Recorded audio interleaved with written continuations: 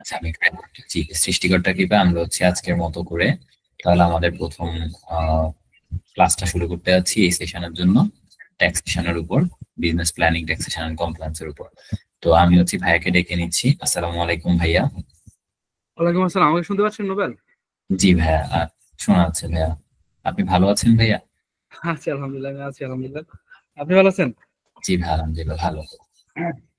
আচ্ছা, আমি আহ, বিগত মনে হয় গত 1 বছর ধরে আপনাদের এই নোবেলের সাথে আছি। আমি ট্যাক্স ইনকাম ট্যাক্স পোর্শনটা নিয়ে 3টা সেশনে নিয়েছি, তো এই সেশনে আমার নেওয়ার ইচ্ছা আছে আর কি।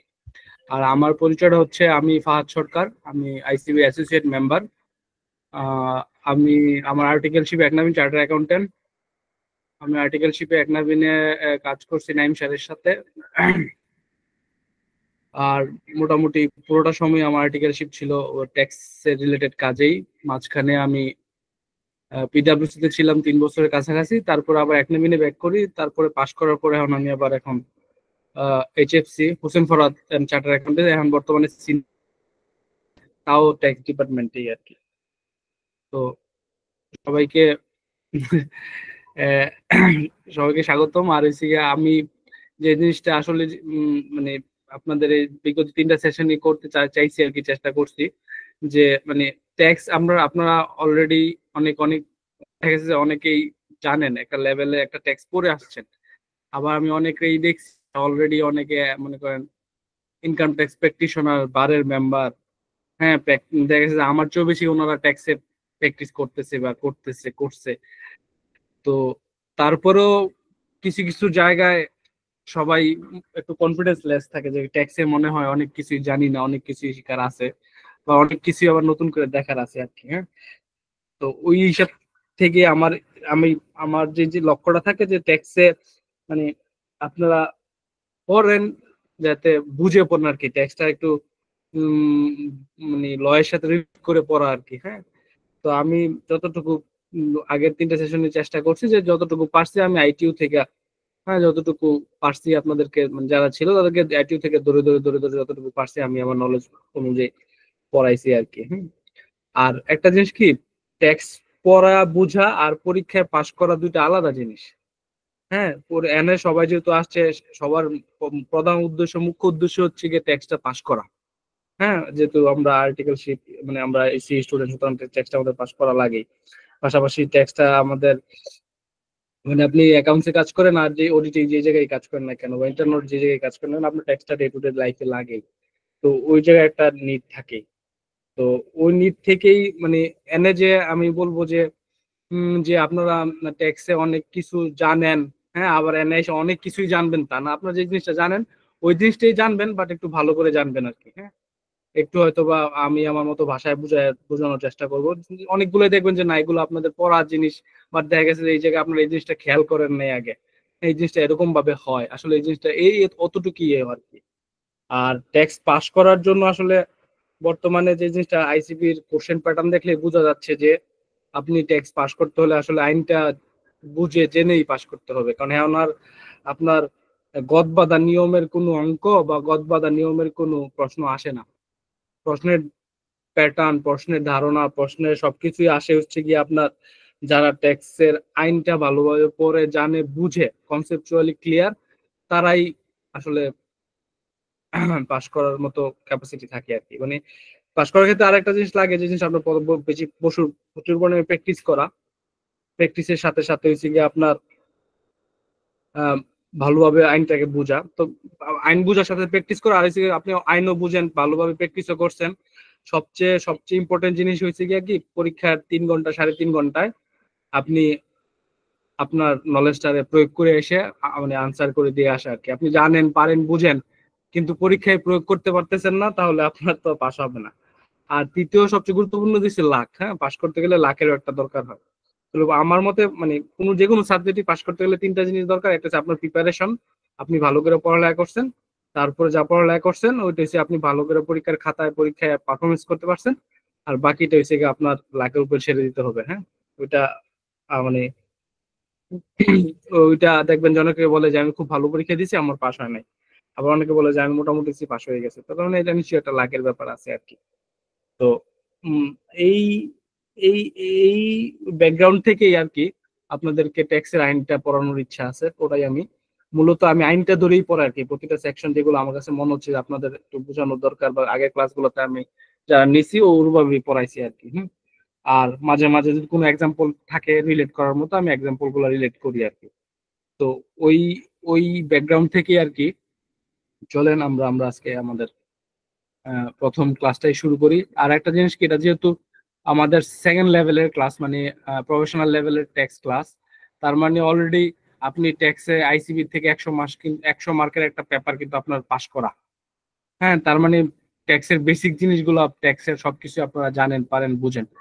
এই জায়গায় হচ্ছে ট্যাক্সের ইমপ্লিকেশনটা আর কি একটু ওয়াইড লেভেলের আর কি। হ্যাঁ, তো অনেক কিছুই মনে হবে যে আপনারা পারেন, জানেন। হ্যাঁ, কেন আবার এগুলো পড়তেছি দেখতেছি আসলে এরকম মনে হবে, বাট আপনি যদি একটার সাথে আরেকটা লিঙ্ক করতে পারেন, বা আইনটা কিভাবে পড়তে হবে এটা বুঝতে পারেন, হ্যাঁ, তাহলে আপনার জন্য এটা ভালো হবে আর কি। মানে একটা জিনিস, একটা ইংরেজিতে একটা কথা আছে যে আপনি কারুরে, কেউ যদি আপনার কাছে আসছে, তারে যদি আপনি একদিন মাছ দইরা খাওয়াই দেন, তার একদিনের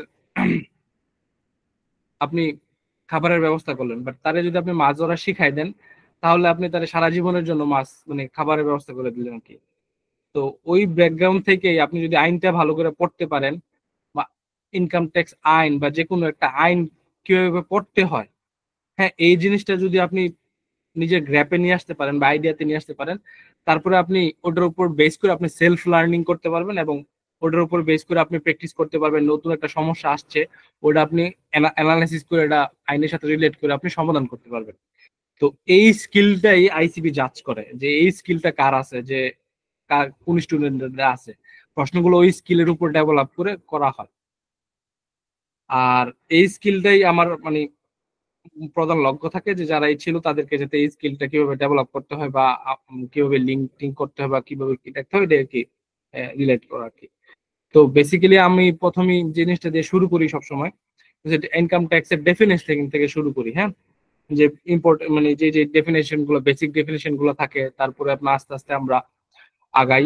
আগানোর ফলে দেখা যাচ্ছে 7টা হ্যাডস অফ ইনকাম আছে, 7টা হ্যাডস অফ ইনকাম কভার করে তারপর রিলেটেড যে যে স্যাংশন গুলো থাকে, আপনার শিডিউল গুলো থাকে, ওই শিডিউল গুলো কভার করি। তো ওই ওই ব্যাকগ্রাউন্ড থেকে, ওই ইয়ার থেকে আপনার কোর্সটা ডিজাইন করা। আর এবার মনে হচ্ছে যে আপনাদের এর আগের দুইটা সেশনে মনে হয় আপনাদের মানে সেপারেট লেকচারার ছিল ভ্যাট এন্ড কাস্টমের জন্য। তো মনে হয় এইবার আমার এই দায়িত্ব আসছে আপনাদের ভ্যাট এর কাস্টমটা মনে হয় যারা থাকবেন তাদের সাথে ভ্যাট কাস্টমটা মনে হয় কভার করা আর কি। তাহলে আমি আসলে আজকে আপনাদের ইনকাম ট্যাক্সটা দিয়ে শুরু করব, প্রথম চ্যাপ্টার, যেগুলো আমরা আস্তে আস্তে আগাবো আর কি। হ্যাঁ, আমি আমার স্ক্রিনটা শেয়ার করবো, আপনারা আশা করি স্ক্রিনটা দেখতে পেলে, না পেলে কেউ বলবেন। আচ্ছা, এক্সকিউজ মি ভাইয়া, ভাইয়া থেকে অনুমতি নিয়ে। Hello hello hello. ভাইয়া। জি ভাইয়া, জি আমি কি জি ভাই, একটু অনুমতি চাচ্ছি ভাইয়া।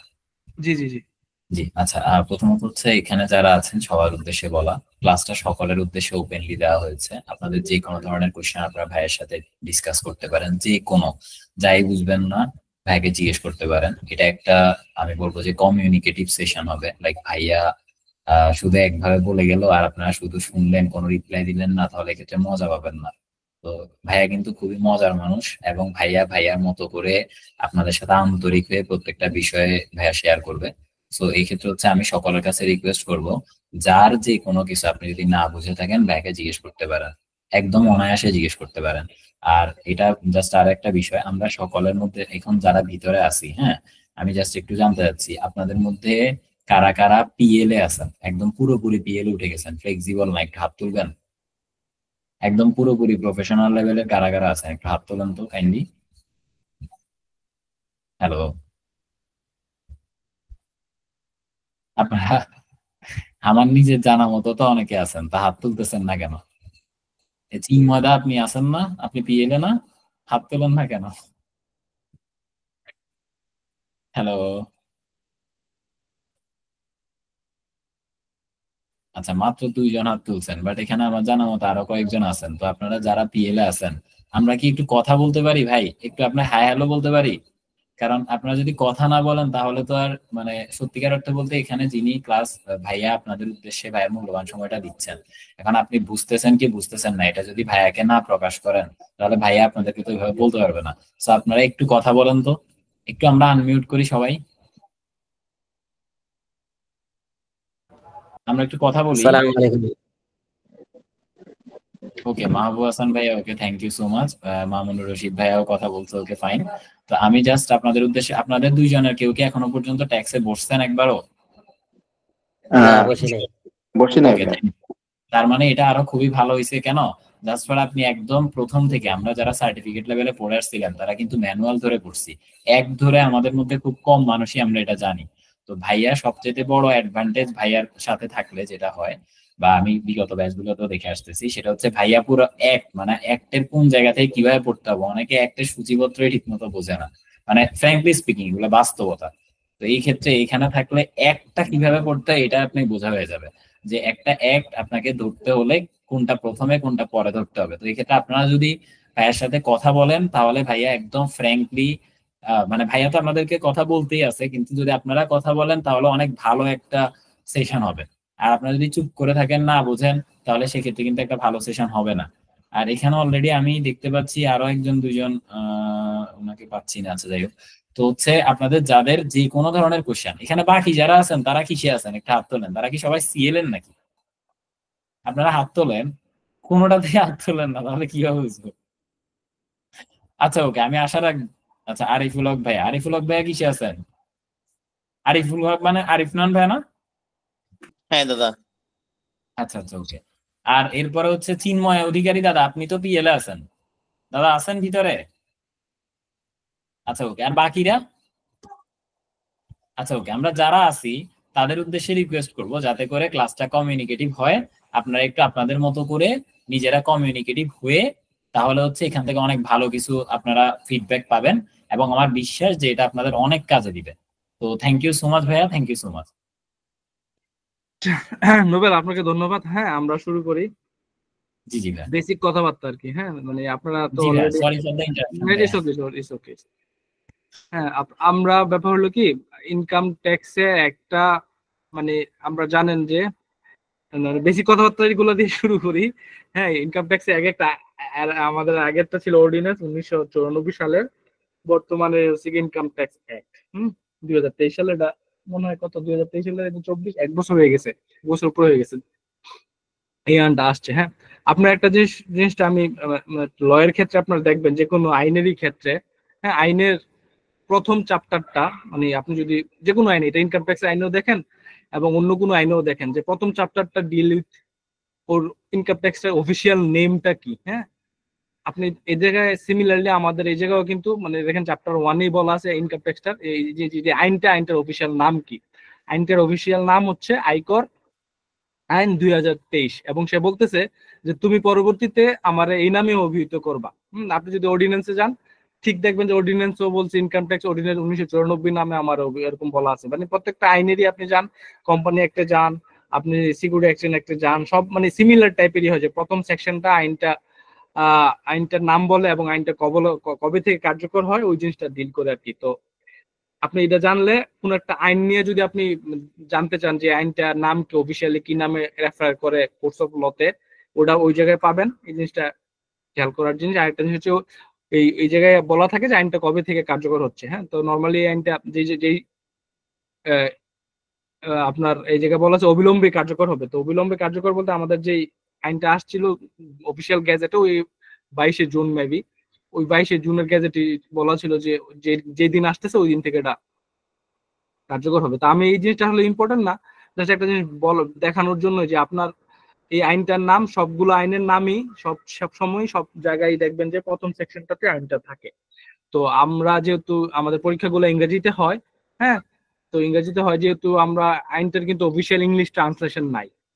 তো মানে যেহেতু বাজারে আপনি যতগুলো ট্রান্সলেশন দেখবেন তাহলে হচ্ছে আনঅফিসিয়াল ট্রান্সলেশন। তো আমরা যদি আয়কর আইন যদি ট্রান্সলেশন করি তাহলে ইনকাম ট্যাক্স অ্যাক্ট, হ্যাঁ, 2023। হ্যাঁ, তো একটা জিনিস খেয়াল রাখেন, অনেকে এই জিনিসটা খেয়াল করছেন কিনা দেখেন, এই যে আয়কর আইনের নামের পরে কিন্তু একটা কমা আছে। হ্যাঁ, তো কমা দিয়ে 2023 লিখছে। আপনার যারা অফিসিয়ালি যারা ওপিনিয়ন দেন বা প্র্যাকটিস করেন, তারা দেখবেন যে যখন ইনকাম ট্যাক্স অ্যাক্ট, হ্যাঁ, 2023 লেখে, কমাটা রাখে, কারণ এটা তো তার নাম। হ্যাঁ, আমার নাম যদি হয় মনে করেন, হ্যাঁ, রায়হান ডট আবির, তাহলে ডটটা আমার নামের অংশ। আমার যখন নাম নিবেন তখন ডট সহ নিতে হবে। তার মানে আয়কর আইনের এই কমাটা এটা নামের অংশ। আপনি কোনো যদি অফিসিয়ালি লিখতে যান, রেফার করতে চান, তাহলে কমা সহ লিখবেন আর কি। এন্ড পরীক্ষার খাতায় আপনার এগুলো দরকার নাই। পরীক্ষার খাতায় আপনি ইনকাম ট্যাক্স অ্যাক্ট লেখেন, আইটিএ সংক্ষিপ্তে 2023 লেখেন, এটাতে অতটা মার্কের ফরক আসে না। হ্যাঁ, বাট আপনি যদি ভালো একটা প্র্যাকটিশনার হইতে চান, বা আপনি যদি ইনকাম ট্যাক্সে কেরিয়ার করতে চান, বা আপনি যদি ইনকাম ট্যাক্সে প্র্যাকটিস করেন, কোনো জায়গায় যদি আপনি ওপিনিয়ন দিচ্ছেন, বা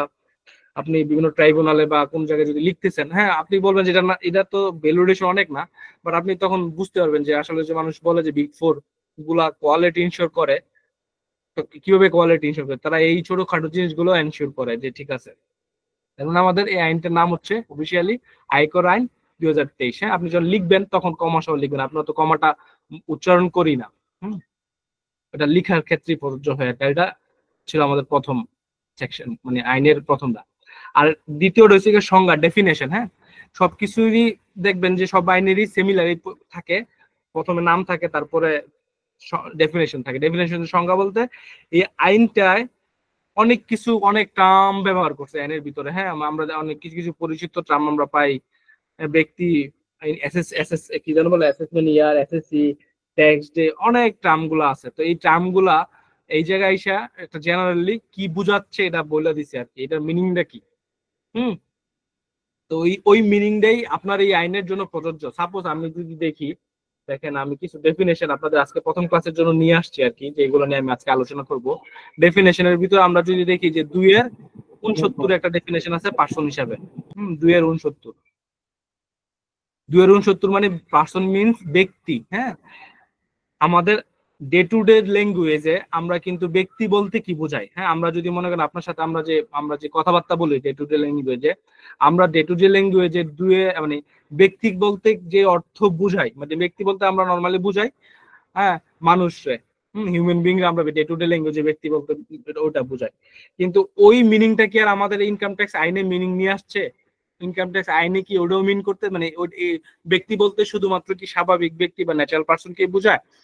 না, ইনকাম ট্যাক্স আইনে ব্যক্তি বলতে কাদেরকে বোঝায় এবং কারা ব্যক্তি, এর জন্য সে 2-এর, মানে আমাদের যেহেতু আমি বলছি section 2 deals with various definition, যে এটার মিনিং কি, এটা বলতে কি বোঝায়, মানে এটার স্কোপটা কি, এগুলা ডিল করে। সুতরাং ব্যক্তি বলতে আপনি আইনের পরবর্তী সেকশন গুলোতে যে জায়গায় ব্যক্তি শব্দটা পাবেন, তাহলে আমাদের 2-এর-69 ব্যক্তি বলতে যাদেরকে বুঝাইছে তাদের সবাইকে বুঝাবে। এখন এই আইন অনুযায়ী ব্যক্তি বলতে বুঝাচ্ছে কারে, অনেক জনের প্রকারভেদ বলছে। প্রথমে একটা প্রকারভেদ বলছে যে স্বাভাবিক ব্যক্তি। স্বাভাবিক ব্যক্তি বলতে বুঝায় মানে আমরা সেন্টিনিয়ান বিং, মানে হিউম্যান বিং, হ্যাঁ, মানুষ যারা এরা। এর পাশাপাশি সে আরো অনেকের বলছে যে ফার্ম, তারপর বলছে ব্যক্তি সংঘ, তারপর বলছে হিন্দু আনডিভাইডেড পরিবার, তারপর বলছে ট্রাস্ট, তারপর বলছে তহবিল, তারপর বলছে কোম্পানি অন্তর্ভুক্ত হবে। এরা সবাই কিন্তু ইনকাম ট্যাক্সের আইনে ব্যক্তি, বাট ডে টু ডে ল্যাঙ্গুয়েজে আপনি যখন কথা বলি ব্যক্তি বলতে স্বাভাবিক ব্যক্তি বোঝায়। তো ওই স্বাভাবিক ডে টু ডে ল্যাঙ্গুয়েজের সাথে আপনি কিন্তু আইনটা মিলাবেন না। হ্যাঁ, তার মানে আপনি আইনে অনেক সময় গিয়ে দেখবেন কিছু কিছু সেকশনে এই ব্যক্তি এই যে ব্যক্তির সংজ্ঞাটা কেন ইম্পর্টেন্ট, আপনার কাছে মনে হবে যে খুবই ইম্পর্টেন্ট না, বাট আপনি আইন যখন পড়তে যাবেন তখন এটা ব্যক্তির সংজ্ঞাটা মনে হয় যে আপনি প্র্যাকটিক্যালি দেখবেন যে কেন এটা আমার দরকার ছিল। ফর এক্সাম্পল আপনি একটা জিনিস যদি আমি বলি, আপনি আইনের অনেক সেকশনই দেখবেন যে বলছে, অনেক জায়গায় দেখবেন যে ব্যক্তির জন্য, ব্যক্তি করদাতাদের জন্য এটা প্রযোজ্য। আবার কোন কোন আইনের সেকশনে গিয়ে দেখবেন যে কোম্পানির জন্য প্রযোজ্য। কোন কোন সেকশনে গিয়ে দেখবেন যে মানে স্পেসিফিক এসএসসি, মানে ট্যাক্স পেয়ারদের কথা বলা আছে। হ্যাঁ, তো কোন আইনে কোন কারে মিন করতেছে, আইনটা কি সব ব্যক্তির জন্য প্রযোজ্য কিনা বা কোন স্পেসিফিক ব্যক্তির জন্য প্রযোজ্য কিনা, তখন ওই সেকশনটা যখন আপনি প্রয়োগ করবেন, ওই সেকশনে যাদের কথা বলবে আপনি তাদেরই মিন করবে আর কি। তাহলে আপনি এই জায়গায় স্বাভাবিক ব্যক্তি বলতে আমরা ন্যাচারাল পার্সনকে বুঝাই। ফার্ম, হ্যাঁ, ফার্ম বলতে কাদেরকে বুঝায়, এই ফার্মেরও কিন্তু আমাদের এই আইনে ডেফিনেশনের ভিতরে সংজ্ঞা দেওয়া আছে। তার মানে ফার্মের মিনিং খুঁজতে গেলে আপনার এই যে ফার্মের এই 2-এর ডেফিনেশন সংজ্ঞা দেখতে হবে যে ফার্ম বলতে কি বোঝায়।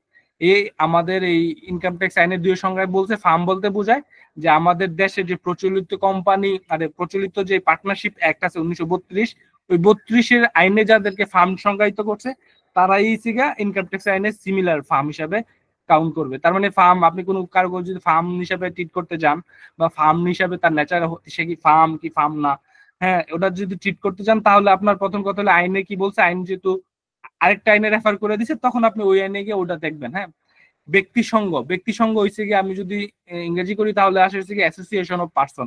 তার মানে অনেকগুলা ব্যক্তি মিলা কোনো একটা জিনিস করছে, মানে অনেকগুলা ব্যক্তির সংঘবদ্ধ ব্যক্তি হইছে কি অ্যাসোসিয়েশন অফ পারসন। হ্যাঁ, তো এটা একটু পরে বিস্তারিত আবার বলতেছি, এটা পরে এটা বাদ দিয়ে যাচ্ছি।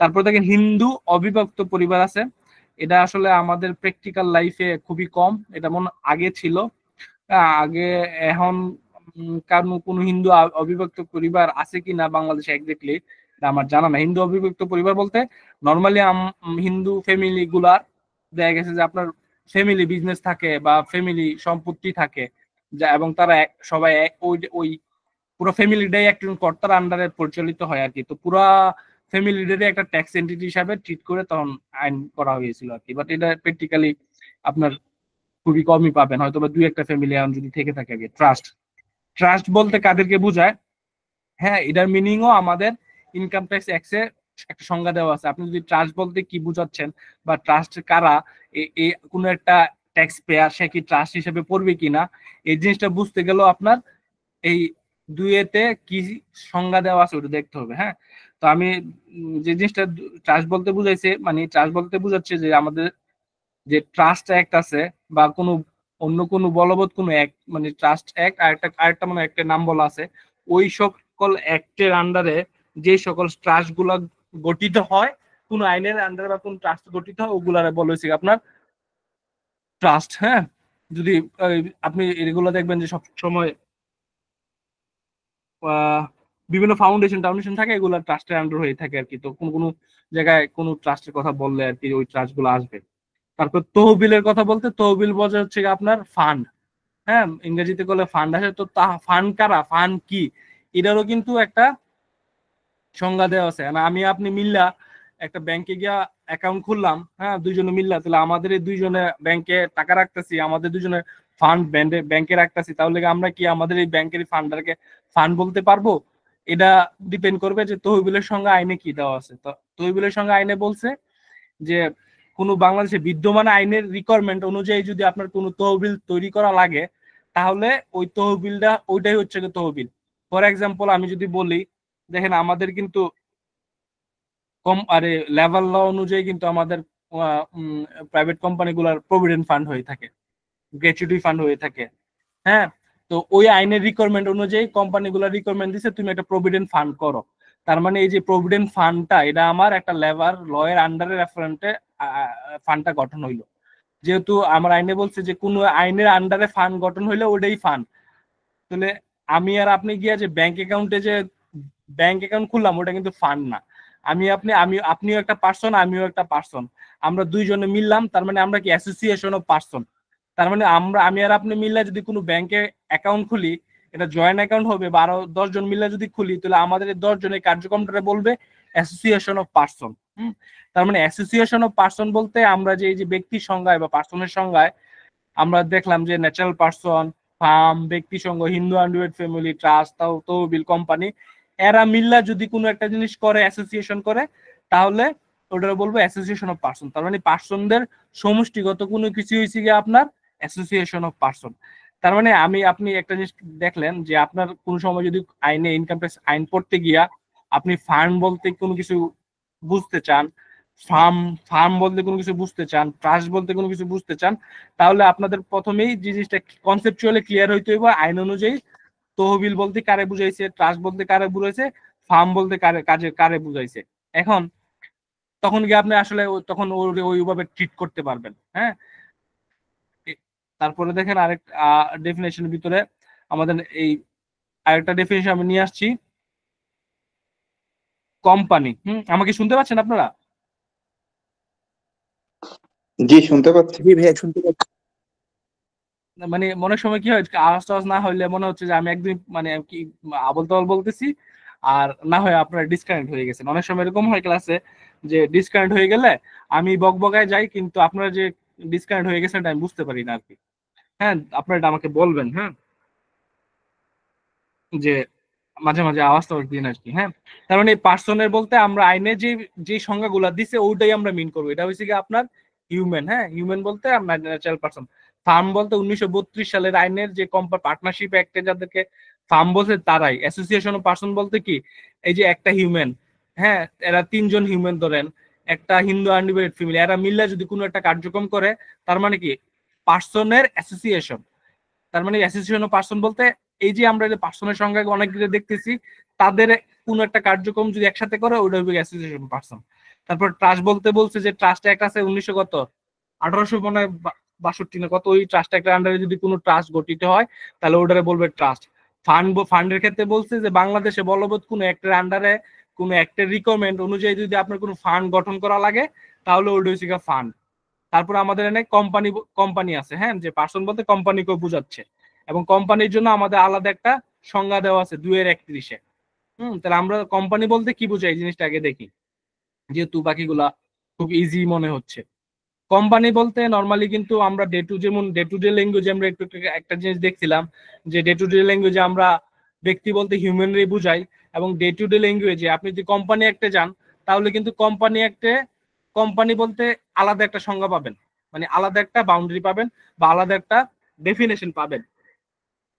এখন কথা হলো আমার কোম্পানি একটা যে কোম্পানি যাদেরকে বুঝাইছে সিমিলার কোম্পানি কি আমার ইনকাম ট্যাক্সে একটা কোম্পানি মিন করে, না এর চেয়ে বেশি অনেক কিছু নিয়ে আসছে। তার মানে প্রত্যেকটা আইন যখন আপনি পড়বেন ওই আইনে যদি যাদের যে যতটুকু বুঝাইছে ওইটা ওই জায়গায় অ্যাপ্লিকেবল হবে। ইনকাম ট্যাক্সের আইনে কোম্পানি বলতে যেই যারা আছে ওই ইনকাম ট্যাক্সের কোম্পানি দিয়া যদি কোম্পানির নামে যদি বলে যে কোম্পানির এটা করতে হবে, তার মানে এই কোম্পানির সঙ্গে যারা পড়ছে তাদের করতে হবে। এন্ড কোম্পানি আইনে যাদের বলছে কোম্পানি তারা কোম্পানি আইন অনুযায়ী চলবে আর কি। হ্যাঁ, স্কোপটা ওরকম ভাবে বুঝো আর কি। তার মানে আপনি কোম্পানি জানি যে কোম্পানির ডেফিনেশন জানি কোম্পানি আইন অনুযায়ী, তার মানে সিমিলার ডেফিনেশন কিন্তু সব জায়গায় চলবে না। তার মানে আমি যে জিনিসটা বোঝাতে চাচ্ছি যে প্রত্যেকটা আইনেরই প্রথম চ্যাপ্টার নাম থাকে, দ্বিতীয় চ্যাপ্টার ডেফিনেশন থাকে, ডেফিনেশনে যে মিনিং গুলো থাকে পরবর্তীতে ওই মিনিং গুলো দিয়ে আপনি আইনটা পড়বেন। আর কোনখানে গিয়া কোনো সেকশনে গিয়ে যদি দেখেন যে না এই সেকশনে নিচে ব্যাখ্যা দিয়া, হ্যাঁ, অথবা প্রোভাইডেড দিয়ে একদম স্পেসিফিকলি বলে দিচ্ছে যে এটার মিনিং এই জায়গায় এটাই হবে, তার মানে ওই সেকশনের জন্য ওই মিনিংটা প্রযোজ্য। ওই সেকশনটা পড়তে গেলে ওখানে যদি ডিফারেন্ট মিনিং দেয় তারপরে ওই ডিফারেন্ট মিনিং দিয়ে ওটা পড়বেন। আর যেটা সেকশন 2-তে বলা আছে সংজ্ঞা, এটা মনে করেন ওভারঅল অ্যাক্টের জন্যই প্রযোজ্য। তো আমাদের কোম্পানির সংজ্ঞাটা দেওয়া আছে 2-31-এ। হ্যাঁ, চলো আমরা দেখি আইনে 2-31-এ কি বলছে আর কি।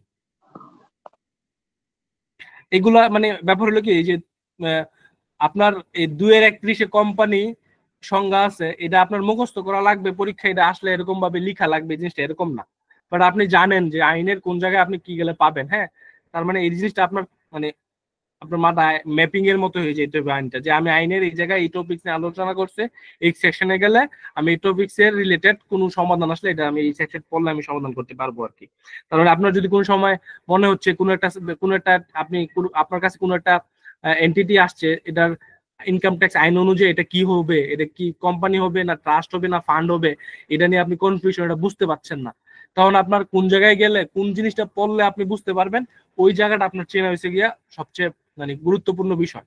এই যে একবার আপনি কোম্পানির সংজ্ঞা পড়ছেন বা ব্যক্তির সংজ্ঞা পড়ছেন, আমরা হিউম্যান মাইন্ড একটা সময় পরে এটা ভুলেই যেতে পারি, বাট আমি কোন জায়গায় গেলে এটা আবার রিক্যাপ করতে পারবো, এটা কোন আইনের কোন জায়গায় গেলে এটা আছে, আইনের কোন সেকশন এটার সাথে ডিল করে, এই জিনিসটা হচ্ছে এই যে মানে ট্রেলটা মনে রাখা হয়েছে কি আপনার ভালো লয়ারের কাজ আর কি। তো কোম্পানি আইনে আমাদের এই যে ইনকাম ট্যাক্স অ্যাক্টে কোম্পানি সংজ্ঞায় আপনারা যদি দেখেন, হ্যাঁ, দেখবেন যে অনেকগুলার কথা বলছে, অনেক অনেক অনেক কিছুর কথা বলছে, মানে অনেক মানে আমার মনে হয় না যে কোনো কিছু বাদ রাখছে বডি কর্পোরেট বলতে। এই জায়গায় একটা জিনিস দেখেন, প্রথম কথা জিনিসটা বলছে কোম্পানি অর্থ কোম্পানি আইন 1994 এর সংজ্ঞায়িত অর্থে কোন কোম্পানি। তার মানে সে কিন্তু প্রথমে বলতেছে কোম্পানি বলতে 1994 মানে আমাদের বাংলাদেশে যে কোম্পানি অ্যাক্ট আছে ওই কোম্পানি অ্যাক্টের আন্ডারে যারা আছে কোম্পানি তারা ইনকাম ট্যাক্সের আইনে কোম্পানি হিসেবে গণ্য হবে। এটা করার পরেও বলছে এবং সে এটা তো করছেই, তারপর সে আবার নিজের মতো করে আবার অনেক কিছু সে কোম্পানি হিসাবে নিয়ে আসছে। তার মানে কি, যেগুলো নিয়ে আসছে এগুলা ইনকাম মানে কোম্পানি আইন অনুযায়ী কোম্পানি নাও হইতে পারে, বাট আমাদের ইনকাম ট্যাক্স আইন অনুযায়ী তারা কোম্পানি। হ্যাঁ, যেমন ফর এক্সাম্পল দেখেন এনে আপনার দেখেন এই কি কি নিয়ে আসছে, আমরা এটা দেখি যে প্রথমে নিয়ে আসছে যেমন বিদেশি কোনো প্রতিষ্ঠানের liaison office, represent office, branch office এগুলো নিয়ে আসছে। বিদেশি কোনো সত্তা বা ব্যক্তির কোনো স্থায়ী প্রতিষ্ঠান বাংলাদেশে, হ্যাঁ, আইন দ্বারা সৃষ্টি কোনো সংঘ মানে বডি কর্পোরেট, মানে আপনি যদি এনে পড়েন আপনার এগুলো একবার পড়া উচিত এবং এগুলা নিয়ে আইডিয়া রাখা উচিত। হ্যাঁ, আপনার তাহলে সরাসরি বুঝতে পারবেন। বাট কোম্পানি বলতে ইনকাম ট্যাক্স আইনে আপনার সবচেয়ে সহজভাবে মনে রাখার উপায় হয়েছে গিয়ে যে জিনিসটা হচ্ছে, আপনি যদি জাস্ট একটা এই সাব ক্লজের একটা ক্লজ যদি আপনি মনে রাখেন তাহলে কোম্পানি, আপনি বাকিগুলো মানে মনে রাখতে পারবেন। কি জিনিসটা, এই যে ইও নাম্বারে যে জিনিসটা আছে এই লাইনটা যদি আপনি মনে রাখতে পারেন তাহলে অন্য যেগুলো আছে ওগুলো আপনি বলতে পারবেন যে এটা কোম্পানি না। তার মানে বলছে আমরা কিন্তু পার্সনের সংজ্ঞায় দেখেন, আমরা পার্সনের সংজ্ঞায় পড়ছি কি, পার্সনের সংজ্ঞায় কিন্তু আমাদের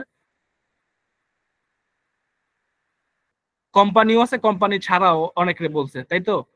আমি যদি এনে কোম্পানি বলছে আর এটা হচ্ছে কোম্পানি ছাড়া, হ্যাঁ, তার মানে এরাও সবাই পার্সন। হ্যাঁ, আপনি এই জিনিসটা আসলে এনে কি বলছে, এনে বলছে স্বাভাবিক ব্যক্তি, ফার্ম, ব্যক্তি সংঘ, ট্রাস্ট, হ্যাঁ, হিন্দু আনডিভাইডেড ফ্যামিলি এবং তহবিল ব্যতীত অন্য সকল সত্তা।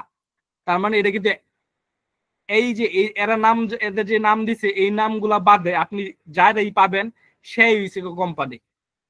মানে এটা হচ্ছে আপনি আইদার সবার গুলো স্পেসিফিকলি মনে রাখতে পারেন যে লিয়াজ অফিস কোম্পানি হয়, রিপ্রেজেন্ট অফিস কোম্পানি হয়, সমিতি গুলা কোম্পানি হয়, সরকারি সত্তা গুলা কোম্পানি হয়, হ্যাঁ, তারপরে হচ্ছে আইন দ্বারা মানে অনেক কিছু আছে এই জায়গায়, এভাবে স্পেসিফিকলি মনে রাখতে পারেন।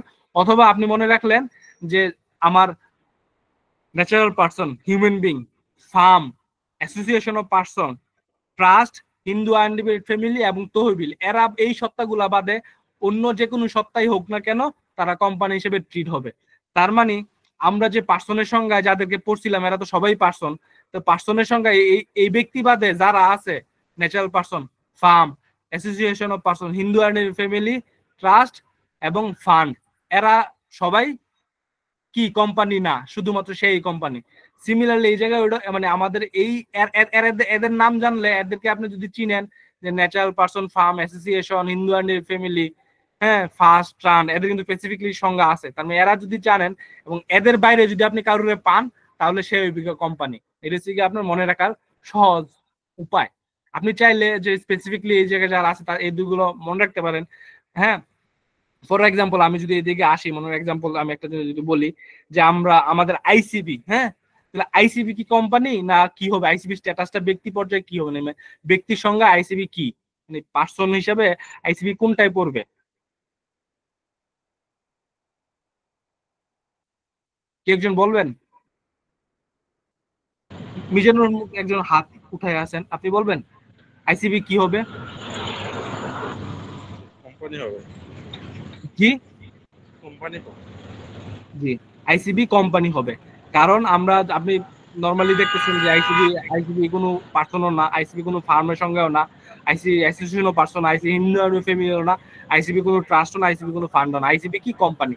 তার মানে আপনি আইসিবি যদি কোম্পানি হয়ে যায় তার মানে আপনি কোম্পানির যে নিয়মগুলো আছে, কোম্পানি রিটার্ন দেওয়ার যে নিয়মগুলো আছে, কোম্পানি কবে রিটার্ন দিবে, তার কি কি রেস্ট্রিকশন আছে, কি কি সুবিধা আছে, এগুলো সবই তাহলে আইসিবি ফলো করবে। তার মানে আপনার স্ট্যাটাস অনুযায়ী কিন্তু আইনগুলা বিভিন্ন জায়গায় আপনার আইনগুলা পরিবর্তন হয়।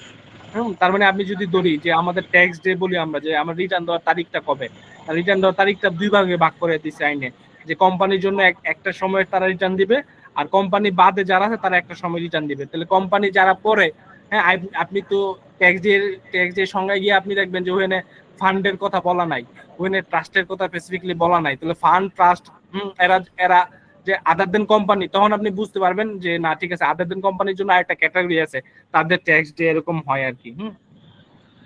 তো কোম্পানির সঙ্গে এই একটা জিনিস যে আপনারা যদি শুধুমাত্র ইও নাম্বারটা পড়তে পারেন, এটা যদি খেয়াল রাখেন তাহলে আপনি কোম্পানি মানে কারা এটা সহজে ভালোভাবে বুঝতে পারবেন। আরেকটা জিনিস আমি যেখানে নোটেবল করে রাখি, জিনিসটা মনে রাখেন, কনসেপচুয়ালি আপনি যদি জানেন, আমরা কিন্তু ফার্ম দেখছি, হ্যাঁ ফার্ম কিন্তু কোম্পানি সংজ্ঞা অন্য সত্তায় বলছে। এখন মনে দেরি হবে তো। আচ্ছা, আমরা কেউ যদি ক্লাসের সাথে কথা না বলি তাহলে মিউট রেখে চলে আসো রাখি, না, হ্যাঁ? তারপর দেরি হবে। হ্যাঁ, ক্লাসের সাথে কথা না বলে মিউট করে রাখি, আর ক্লাসে যখন কথা বলবো তখন আনমিউট করে কথা বলি আর কি। একটা জিনিস আসেন, মনে করেন আমরা যে জিনিসটা আসেন যে নরমালি একটা জিনিস আমি খেয়াল করি, মনে করেন আমরা দেখলাম যে ফার্মের একটা সংজ্ঞা আছে আইনে, বলছে 1932 সালের আইন অনুযায়ী ফার্ম, হ্যাঁ, অথবা মনে করেন আমরা অনেক সময় জয়েন্ট ভেঞ্চার হয়। জয়েন্ট ভেঞ্চার মানে কি, আপনার অনেকগুলো এন্টিটি মিললা কোনো একটা জয়েন্ট অপারেশন করতেছে। এখন মনে করেন আমরা একটা জিনিস জানি যে ফার্ম কি, ফার্ম হচ্ছে কি আপনার ফার্মের লাইবিলিটি কি, লিমিটেড লাইবিলিটি, আর কোম্পানির লাইবিলিটি কি, সরি ফার্মের লাইবিলিটি হচ্ছে আনলিমিটেড, আর কোম্পানির লাইবিলিটি কি হয়, শেয়ার দ্বারা বা গ্যারান্টি দ্বারা লিমিটেড। তার মানে কোন একটা ফার্মের পার্টনার কি কোম্পানি হইতে পারবে?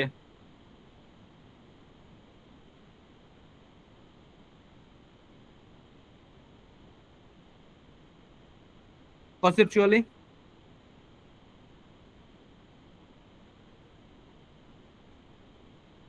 আচ্ছা, এর আগে আমি একটা জিনিস বলি, আপনাদের এই কোম্পানির সঙ্গে একটা জিনিস বলছে যে ফার্মের কোনো পার্টনার যদি কোম্পানি হয়, পার্টনারশিপে যদি কেউ কোনো ব্যক্তি যদি কোম্পানি টাইপের থাকে, তাহলে ওই ফার্মটা তখন আর ফার্ম হিসেবে ট্রিট হবে না, তখন এটা কোম্পানি হিসেবে ট্রিট হবে। হ্যাঁ, বা কোনো একটা জয়েন্ট ভেঞ্চার, মনে করেন মিস্টার এ একজন ব্যক্তি প্লাস হচ্ছে গিয়া মনে করেন একটা ফান্ড, মনে করেন একটা পিএফ ফান্ড সাপোজ ধরে নেন, বা একটা ট্রাস্ট, হ্যাঁ, এরা মিললে একটা জয়েন্ট ভেঞ্চার করছে, তাহলে এরা কিন্তু আলাদা আলাদা পার্সন, এরা মিললে একটা জেবি করছে, হ্যাঁ, বা অ্যাসোসিয়েশন অফ পার্সন করছে, এওপি করছে, হ্যাঁ। তো এদের ভিতরে বলতেছে আইনের একটা আমাদের এই কোম্পানির সঙ্গে বলছে এদের ভিতরে এরকম জেবি অথবা ফার্মের, এদের ফার্মেও মনে করেন মিস্টার একজন ব্যক্তি, হ্যাঁ, তারপরে মিস্টার এক্স একজন ব্যক্তি, আবার মনে করেন একটা ফান্ড আছে, ট্রাস্ট ফান্ডও একটা মনে করেন পার্টনারশিপ ফার্মের, মানে একটা ফার্মের পার্টনার। তো এরকম বলতে চাই না যে কোনো ফার্ম এবং জেবি এদের যারা আছেন পার্টনার বা মেম্বার, এদের মেম্বারের ভিতরে কেউ যদি কোম্পানি থাকে, তাহলে ওই ফার্মটা এবং ওই জেবিটা তখন কোম্পানি হিসেবে ট্রিট করা লাগবে। তখন এটা যদিও ফার্ম 1932-এর পার্টনারশিপ অ্যাক্ট অনুযায়ী এটা ফার্ম হিসাবে গঠন করিত, কিন্তু এর সদস্য এর ভিতরে যদি একজন কোম্পানি থাকে তাহলে ওটা কোম্পানি হিসেবে ট্রিট হবে। বা জেবির ক্ষেত্রে মনে করেন এনে তিনজনই, একটা ফান্ড আছে, একটা ট্রাস্ট আছে, একটা ব্যক্তি আছে, তার মানে এটার ভিতরে কোনো কোম্পানি নাই, সুতরাং এটা জেবি হিসাবে যেটা এটা আবার তখন আমরা অন্য আর এক জায়গায় চলে গেছে, অ্যাসোসিয়েশন পার্সন বললাম যে অ্যাসোসিয়েশন পার্সন হিসেবে ট্রিট হবে। বাট বাই ডেফিনেশন এটার ভিতরে যদি কোনো একটা কোম্পানি থাকে, যে এক্স ওয়াই জেড একটা কোম্পানি আছে, তখন এটা কোম্পানি হিসেবেই হয়ে যাবে। মনে করেন সাপোজ এটা একটা অ্যাসোসিয়েশন অফ পার্সন বা কোনো তারা আলাদা আলাদা সেপারেট এন্টিটি হিসেবে আছে, বাট তাদের কোনো লিগ্যাল স্ট্যাটাস নাই, সেক্ষেত্রে তারা কিন্তু তখন কোম্পানি হিসেবে ট্রিট হবে। ফার্মের ক্ষেত্রে বলছে ফার্মের যদি কোনো পার্টনার কোম্পানি থাকে তাহলে ওটা কোম্পানি হিসেবে হবে আর কি, আইনে এটা বলছে, মানে কোম্পানি একটা আইনে বলছে। যে জিনিসটা একটু আগে আমি জিনিসটা মানে এটা না বলেই আপনাদেরকে বলতে চাইছিলাম যে আমরা জানি 1932 সালের পার্টনারশিপ অ্যাক্ট অনুযায়ী বলছে যে পার্টনারশিপ হচ্ছে গিয়া আনলিমিটেড, তাদের লাইবিলিটি আনলিমিটেড, আর কোম্পানির লাইবিলিটি লিমিটেড। তো বাই দিস লজিক, হ্যাঁ, আনলিমিটেড লাইবিলিটি বলতে কি বোঝায়? আনলিমিটেড লাইবিলিটি হইছে মনে করেন আমার একটা পার্টনারশিপ বিজনেস আছি, আমরা তিনজনে পার্টনারশিপ বিজনেস চালাই, পার্টনারশিপ বিজনেসের মনে করেন লোন আছে 5 লাখ টাকা, হ্যাঁ, আর অ্যাসেট আছে 3 লাখ টাকা। তো অ্যাসেট দেওয়ার পরে আরো 2 লাখ টাকা লোন থাকে, মানে মানুষ আমাদের কাছে পাওনাদার। এই 2 লাখ টাকা কিন্তু ফার্মের যদি অ্যাসেট মেসেট না থাকে, যে ফার্মের যারা মালিক এদের বাসার থেকে না পরিশোধ করতে হয়, তার মানে এটারে বলে আনলিমিটেড লাইবিলিটি। বাট কোম্পানির ক্ষেত্রে কিন্তু এটা হয় না। কোম্পানির ক্ষেত্রে যে অ্যাসেট আছে, যে লাইবিলিটি আছে, ওদূরই কোম্পানির যে শেয়ার হোল্ডার আছে তাদেরকে আর ধরা যায় না। কোম্পানির নামে যা আছে ওটা দিয়ে সেটেল করে নিতে হয়। এর জন্য এটা বলে লিমিটেড লাইবিলিটি, আর এটা বলে আনলিমিটেড লাইবিলিটি। তো এক কোম্পানি যদি সে লিমিটেড হইয়া, সে তো আনলিমিটেড কোনো কিছু ওন করতে পারে না। সে যদি আনলিমিটেড, সে যদি কোনো ফার্মের পার্টনার হয়, তাহলে তো ফার্ম তো unlimited liability, but by default তার তো লাইবিলিটি হওয়ার কথা লিমিটেড। এর জন্য আপনি কখনোই দেখবেন না যে ফার্মে কোনো পার্টনার, কোনো একটা ফার্মের কোনো পার্টনার হয়েছে কোনো কোম্পানি, কারণ এটা থিওরিটিক্যালি যায় না যে এই সংঘর্ষের কারণে। বাট ইনকাম ট্যাক্স আইনে তাও বলে দিছে যদি আপনি, এটা তো এমনি হওয়ার কথাও না, বাই চান্স যদি কোনো পার্টনারশিপ ফার্মের পার্টনার কোনো একটা কোম্পানি হয়, তখন ওই ওই পার্টনারশিপ ফার্মটা আর ফার্ম হিসেবে ট্রিট হবে না, তখন ওটা কোম্পানি হিসেবে ট্রিট হবে। ইনকাম ট্যাক্স আইনে কোম্পানি হিসেবে ট্রিট হবে এবং কোম্পানির যা যা করণীয় যা যা কর্তব্য তখন তারে ওই জিনিসটাই তার করতে হবে।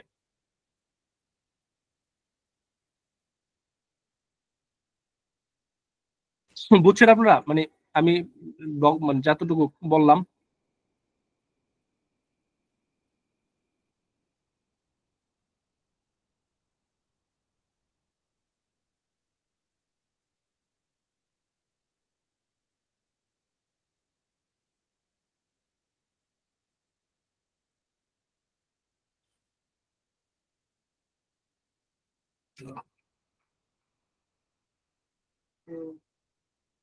আচ্ছা চলেন আপনাদের একটা বেসিক কোশ্চেন জিগাই। আপনারা কেউ একজন মানে আপনার নিজের থেকে রেসিডেন্ট আর নন মানে কারা ইনকাম ট্যাক্স আইন অনুযায়ী রেসিডেন্ট বলতে কাদেরকে বুঝাইছে এটা একটু আমাকে বলবেন কি? যে কেউ একজন ভলান্টিয়ারি।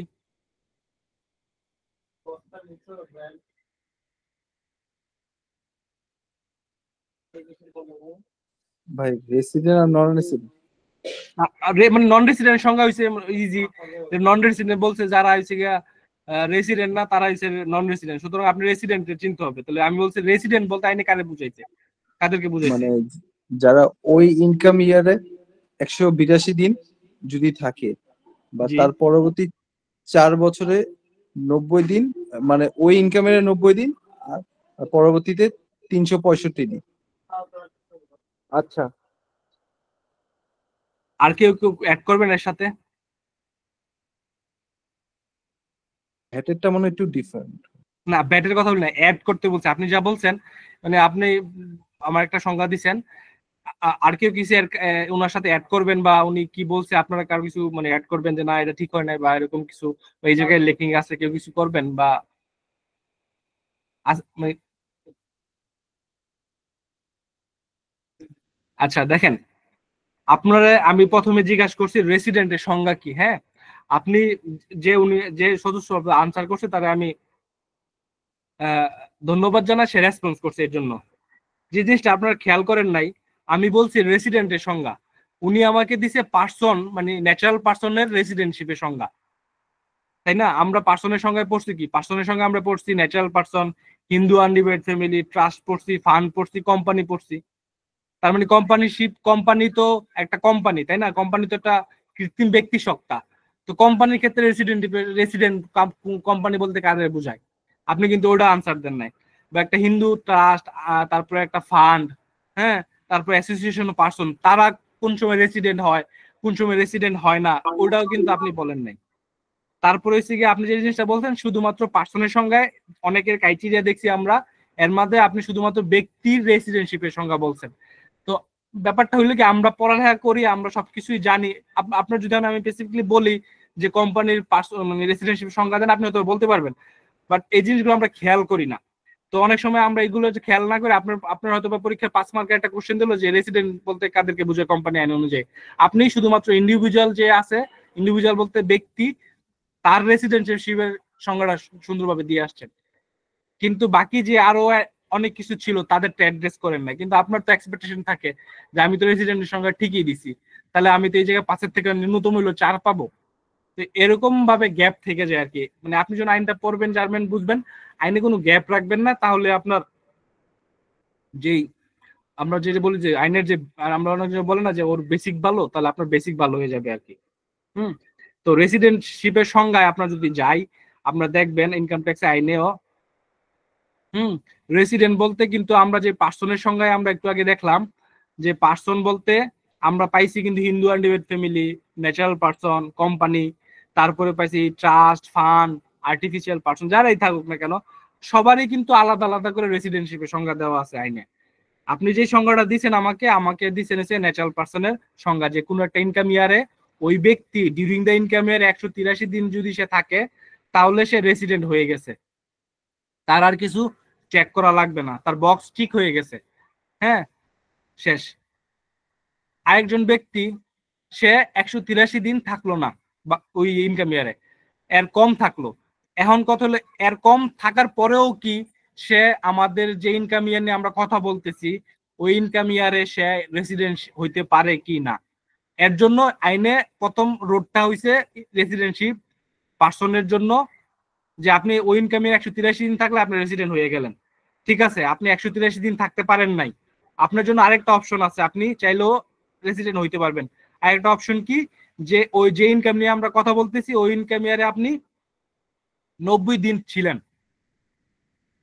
তারপরে আপনি বিগত 4 বছরে ওই ইনকামের 90 দিন ছিলেন আর আগের 4 বছরে 365 দিন ছিলেন, একবারে টানা থাকেন বা ভেঙে ভেঙে থাকেন, এই কন্ডিশন ফুলফিল করলেও আপনি রেসিডেন্ট হইতে পারবেন। তার মানে কোন একজন ব্যক্তি সে যদি 183 দিন ইনকাম ইয়ারে না থাকে কিন্তু সে 90 দিনের বেশি ছিল, তাহলে আমাদের তার রাস্তা আসে এখনো সে রেসিডেন্টশিপ হওয়ার, 90 দিনের বেশি ছিল সে ইনকাম ইয়ারে, আমার তখন দেখতে হবে আগের 4 বছরে সে 365 দিন ছিল কিনা, যদি 365 দিন না থাকে তাহলে রেসিডেন্ট না। আবার যদি দেখা যায় যে যার নিয়ে কথা বলতেছি সে ইনকাম ইয়ারে ছিল 88 দিন, তার মানে 90 দিনের কম, তার মানে সে এখানেই বাদ হয়ে গেল, তার জন্য আর 365 দিন দেখার কোনো দরকারই নাই। তার মানে এই যে রেসিডেন্টশিপ, জি ভাইয়া উনি যদি 92 দিন থাকে, 92 দিন থাকলো ইনকাম ইয়ারে, আর তার তো দুইটা কন্ডিশন, সেকেন্ড রুটে আমার দুইটা কন্ডিশন। ফার্স্ট কন্ডিশন, যে ইনকাম ইয়ার নিয়ে আমরা কথা বলতেছি ওই ইনকাম ইয়ারে তার 90 দিনের বেশি থাকতে হবে, প্লাস কন্ডিশন শেষ হয় প্লাস আগের 4 বছরে তার 365 দিন, সে এক বছরে 365 দিন থাকুক সমস্যা না, আগের 4 বছরের ভিতরে মনে করেন ইয়ার 1-এই সে 365 দিন তার কভার হয়ে গেছে, তাহলে ইয়ার 2, ইয়ার 3, ইয়ার 4 আমার দেখারই দরকার নাই, আমার কন্ডিশন ফিল হয়ে গেছে প্রথম বছরে। এরকম যদি হয় তার প্রথম বছরে 200 হয়েছে, পরের বছরে 100 হয়েছে, এই জায়গায় হয়েছে 35 আর এই জায়গায় 90, তাহলে সবগুলো মিলে তার 365 হয়েছে, আর সে 92 দিন ছিল। তাহলে এই যে আমার সেকেন্ড ক্রাইটেরিয়াতে তার প্রথম কন্ডিশন ছিল 92 দিন থাকতে হবে, সেইটা ফুলফিল করছে, তখনই আমি চেক করবো 365 দিন থাকছে কিনা, ওটাও ফুলফিল করছে। তার মানে এই জায়গায় দুইটা টিক পাইলেই সে সেকেন্ড রুটে গিয়া রেসিডেন্ট হইতে পারবে। তার মানে শুধুমাত্র যদি 92 দিন থাকে এবং আগের 4 বছরে যদি 365 দিন না থাকে, তাহলে ওই ব্যক্তি ওই পার্সন বলতে ন্যাচারাল পার্সন, সে ওই ইনকাম ইয়ারে রেসিডেন্টশিপের স্ট্যাটাস পাবে না। তো সে রেসিডেন্ট না হইলে সে কি হয়ে যাবে, নন রেসিডেন্ট, কারণ নন রেসিডেন্ট সংজ্ঞায় বলছে যারা রেসিডেন্ট না তারাই নন রেসিডেন্ট। তার মানে এই যে আমরা একটা সংজ্ঞাটা পড়লাম, এই সংজ্ঞাটা হচ্ছে কি মানুষের জন্য রেসিডেন্টশিপের সংজ্ঞা। জি ভাই বুঝছেন। এখন আসেন আপনারা রেসিডেন্টশিপের সঙ্গে আমার এখন বলেন কোম্পানির জন্য রেসিডেন্টশিপ আমি কেমনে বুঝবো, মানে কোম্পানি তো আর কোনো ব্যক্তি না, সে বাংলাদেশে আছে, বাংলাদেশের বাইরে গেছে গা, এরকম তো না, সে তো এটা আমরা কি বুঝবো যে কোম্পানির ক্ষেত্রে রেসিডেন্টশিপটা কি? কন্ট্রোলার ম্যানেজমেন্ট যদি বাংলাদেশ থেকে হয় তাহলে কি এটা কোম্পানির রেসিডেন্ট বলে? কন্ট্রোল আর ম্যানেজমেন্ট, একজন বলছে কন্ট্রোল ম্যানেজমেন্ট ইন বাংলাদেশ যদি হয়। আর কেউ কোনো কিছু অ্যাড করবেন? না। আচ্ছা কোন এস্টাবলিশমেন্ট থাকবে। আচ্ছা আপনি বলছেন এস্টাবলিশমেন্ট, আমি ধরলাম এস্টাবলিশমেন্ট যদি থাকে, তারপর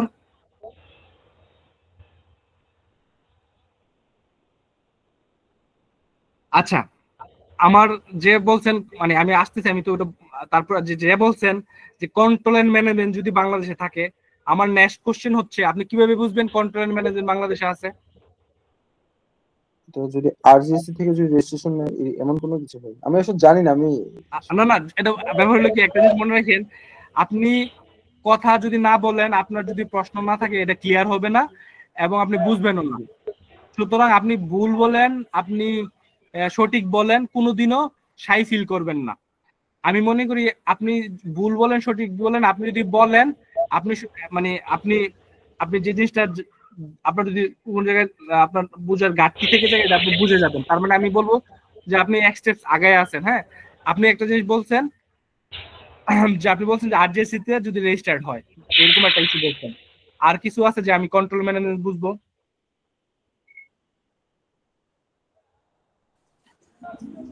এছাড়া তো আর কোনো কিছু জানি না আমার মতে।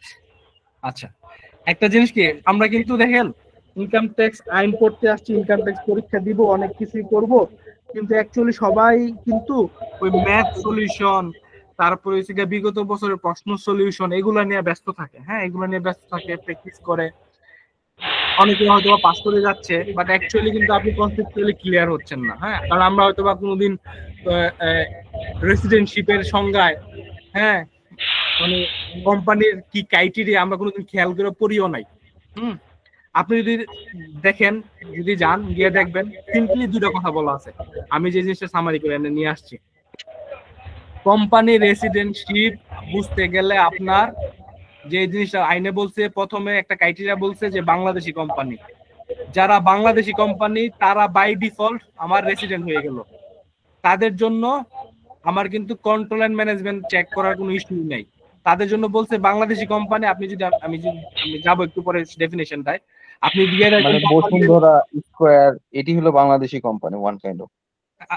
ঠিক আছে, আপনি বলছেন, আমি একটা আবার আমি আসতেছি, আইনে বাংলাদেশি কোম্পানি কিন্তু একটা টার্ম আসছে, তাই না? যে টার্মটা কি, মিনিংটা কি, what is the definition of it, এটা কিন্তু আমাদের আইনেও দেওয়া আছে যে বাংলাদেশি কোম্পানি বলতে আইনে কারে বুঝাইছে, এর চরিত্র কেরম, এর দেখতে কেরম, এটাও কিন্তু আইনে বলা আছে। সুতরাং আপনি বাংলাদেশি কোম্পানিও নিয়ে যাতে আপনার ভিতরে কোনো মিসকনসেপ্ট না তৈরি হয়, এটাও আমাদের ইনকাম ট্যাক্স আইন তৈরি করে দিছে। মানে সুতরাং আপনি বাংলাদেশি কোম্পানি যদি চিনেন বুঝেন, তাহলে আপনি বুঝে দিতে পারবেন বাংলাদেশি কোম্পানি কারা। তার মানে প্রথমে বলছে যারা বাংলাদেশি কোম্পানি তারা হইছে গিয়া ডাইরেক্ট রেসিডেন্ট। তারপর দ্বিতীয় বলছে এনি আদার কোম্পানি। তার জন্য মাইক অন আছে, বুঝছেন, একটু কষ্ট করে মিউট করুন। তার মানে বাংলাদেশি কোম্পানি আসেন, আমরা তাহলে বাংলাদেশি কোম্পানি বলতে কাদেরকে বুঝাইছে আইনে, এটাও পড়ি। আইনে আপনি যদি যান, হ্যাঁ, বাংলাদেশি কোম্পানির সংখ্যাটা অবশ্যই দেওয়া আছে কোথায়, আমাদের বাংলাদেশি কোম্পানির সংখ্যা দেওয়া আছে 261-তে। হ্যাঁ, তার মানে আমরা রেসিডেন্টের সংখ্যায় বলছে যারা বাংলাদেশি কোম্পানি তারা বাই ডিফল্ট হচ্ছে আমার রেসিডেন্ট। তার মানে বাংলাদেশি কোম্পানি কারা বলছে, বাংলাদেশি কোম্পানি হচ্ছে ওই কোম্পানিগুলাই, আমরা জানি বাংলাদেশে একটা কোম্পানি একটা আছে 1994, তাই না? 1994 সালে কোম্পানি আরজিসি তে খুলে, তাই না? তার মানে বাংলাদেশে সকল কোম্পানির রেজিস্ট্রেশন দেয় কারা, register of joint stock and RJC. তার মানে তারা হচ্ছে যারা আরজিসি থেকে রেজিস্ট্রেশন দেয়, মানে কি আরজিসি কি দেয়, আরজিসি সার্টিফিকেট অফ ইনকর্পোরেশন। তার মানে সার্টিফিকেট ইনকর্পোরেশন ধরে নেন আপনার একটা কোম্পানির বার্থ সার্টিফিকেট, আপনার আমার যেমন বার্থ সার্টিফিকেট থাকে, একটা কোম্পানির বার্থ সার্টিফিকেট হইছে বাংলাদেশে হইছে সার্টিফিকেট অফ ইনকর্পোরেশন। এই বার্থ সার্টিফিকেটটা যদি তার আরজিসি তে জন্ম নেয়, তাহলে বাংলাদেশে জন্ম নেয়, তার যদি জন্ম বাংলাদেশে হয়, এই তার বার্থ সার্টিফিকেটটা ইস্যু করে আরজিএসসি। তার মানে আরজিএসসি থেকে বার্থ সার্টিফিকেট যারা নিছে তারা হইছে বাংলাদেশি কোম্পানি। আর বাংলাদেশি কোম্পানি যেহেতু সে হয়ে গেল, তার জন্য তার রেসিডেন্টশিপ বাংলাদেশে সে রেসিডেন্ট, তার জন্য ওই কন্ট্রোল আছে কন্ট্রোল নাই আমার দেহারই দরকার নাই। কারণ না, রেসিডেন্টের সঙ্গে আমারে বলছে যে সে যদি বাংলাদেশি কোম্পানি হয় তাহলে সে ডাইরেক্ট রেসিডেন্ট। তার মানে বাংলাদেশি কোম্পানি বলতে শুধুমাত্র যে কোম্পানি এক তাই বুঝায় নাই, বলছে যে অন্য কোনো কোম্পানি, মনে করেন একটা সময় বাংলাদেশে 1913 সালের ব্রিটিশ আমলেও একটা কোম্পানি অ্যাক্ট ছিল, ওই কোম্পানি একটা আইনও যদি আপনার কোনো কোম্পানি হয়ে থাকে এবং ওটা এখনো বাংলাদেশে চলমান আছে, তাহলে ওটাও বাংলাদেশি কোম্পানি হবে। সাথে সাথে বলছে শুধু বাংলাদেশি মানে কোম্পানি এক না, অন্য কোনো অ্যাক্টের আন্ডারেও যদি, হ্যাঁ, বাংলাদেশে কোনো বডি কর্পোরেট এস্টাবলিশ হয় এবং তার রেজিস্টার্ড অফিস যদি বাংলাদেশে থাকে, সেও বাংলাদেশের কোম্পানি বলছে আর কি। হ্যাঁ, তার মানে কোনো একটা এন্টিটি তার এস্টাবলিশমেন্ট এন্ড কনস্টিটিউশন যদি বাংলাদেশের কোনো আইনের আন্ডারে হয় যেটা বাংলাদেশে চলমান ছিল এবং এই এন্টিটিটার রেজিস্টার্ড অফিস বাংলাদেশে, সেক্ষেত্রে সেও বাংলাদেশি কোম্পানি হবে। তার মানে একটা তো আমরা পাইছি আরজেসি থেকে সরাসরি, তার মানে মনে করেন যে সমবায় সমিতি টমিতি হয়, এটা তো সমবায়ের আইনের আন্ডারে হয়।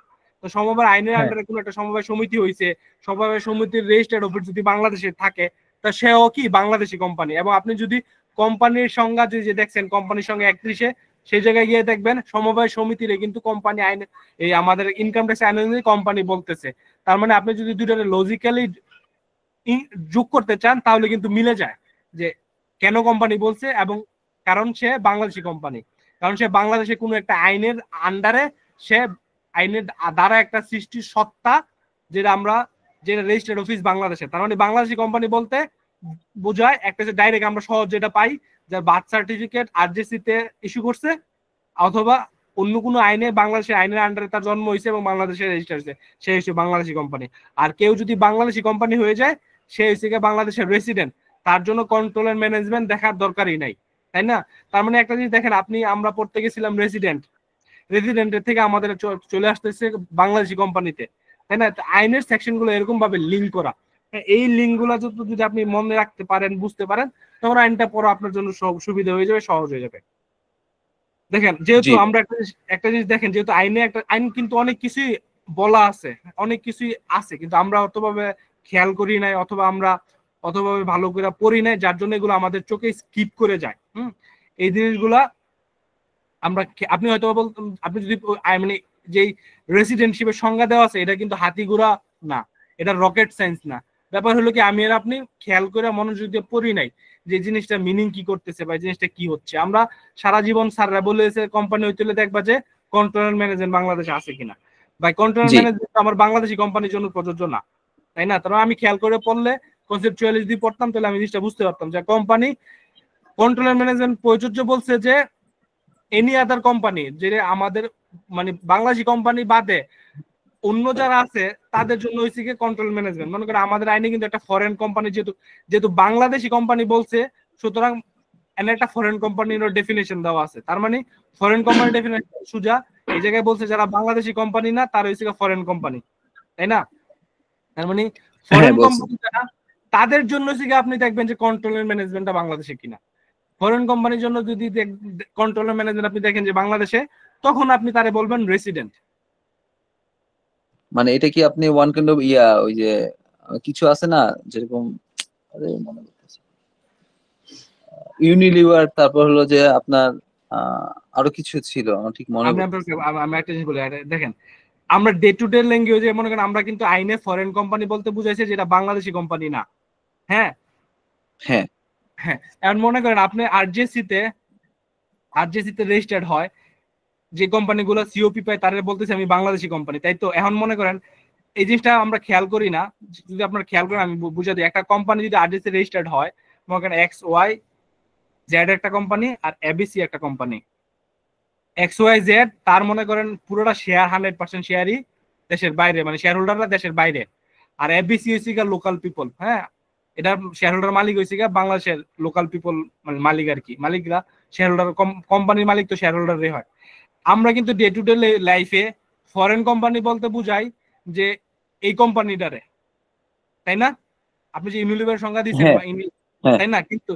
কিন্তু এই কোম্পানিটা তো বাংলাদেশে আরজিসি তে রেজিস্টার্ড, তার শেয়ার হোল্ডার ফরেন হইতে পারে, কিন্তু কোম্পানি আইন অনুযায়ী সে তো বাংলাদেশি কোম্পানি। জি, তার মানে আমরা ডে টু ডে ল্যাঙ্গুয়েজে যে ফরেন কোম্পানি যেটা বুঝাই ইনকাম ট্যাক্স, কিন্তু ওটা ফরেন কোম্পানি না। হ্যাঁ, এই জিনিসটা মানে এর জন্য ইয়াটা হয়ে যায়, তার মানে কন্ট্রাডিক্ট করে। তার মানে কোন জায়গায় কোন মিনিংটা, ওই মিনিংটা জানা খুবই দরকার। হ্যাঁ, এই মিনিং গুলো যত তাড়াতাড়ি আপনারা বুঝবেন পারবেন, তখন ভিতরে আইনগুলো পড়তে আপনার সহজ হয়ে যায়।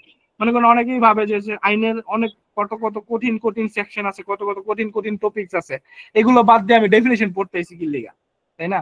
তো এইসব মানে এই ছোট ছোট জিনিসগুলো আমরা খেয়াল করি না। হ্যাঁ, যে তার মানে কি আমরা ডে টু ডে ল্যাঙ্গুয়েজে ফরেন কোম্পানি বলি বা এমএনসি বলি অথবা ইন্টারন্যাশনাল কোম্পানি বলি, যাই বলি না কেন, ওটা আমরা ডে টু ডে ল্যাঙ্গুয়েজে বলতেছি, সমস্যা নেই। কিন্তু আইনে বলছে, আইনের ডেফিনেশন অনুযায়ী সে যেহেতু বাংলাদেশে রেজিস্টার্ড, মানে বাংলাদেশে আরজিসিতে রেজিস্টার্ড, সে হইছে গিয়া বাংলাদেশি কোম্পানি। আর ফরেন কোম্পানি বলতে বলছে যারা বাংলাদেশি কোম্পানি না, তারাই হইছে গিয়া আমার ফরেন কোম্পানি। তার মানে যে কোম্পানিগুলা, যে কোনো একটা এন্টিটি যদি বাংলাদেশে বিজনেস করতে আসছে, সে যদি বাংলাদেশে আরজিসিতে রেজিস্টার্ড না করে বিজনেস করে, হ্যাঁ, তাহলে সে হইছে গিয়া আপনার ফরেন কোম্পানি হবে। সাপোজ আপনি যদি আরজিসিতে রেজিস্টার্ড না করে বিজনেস করতে যান বাংলাদেশে, তাহলে আপনার হাতে আর কি অপশন আছে? আপনি যদি বাংলাদেশে বিজনেস করতে যান, আপনি আরজিসিতে রেজিস্টার্ড হইয়া কোম্পানি খুলতে পারেন, অথবা কি করতে হবে, আপনি যাবেন বিডার কাছে। বিডার মানে বাংলাদেশ ইনভেস্টমেন্ট ডেভেলপমেন্ট অথরিটি, আচ্ছা, যেটা আগে মানে আপনার বোর্ড অফ ইনভেস্টমেন্ট ছিল।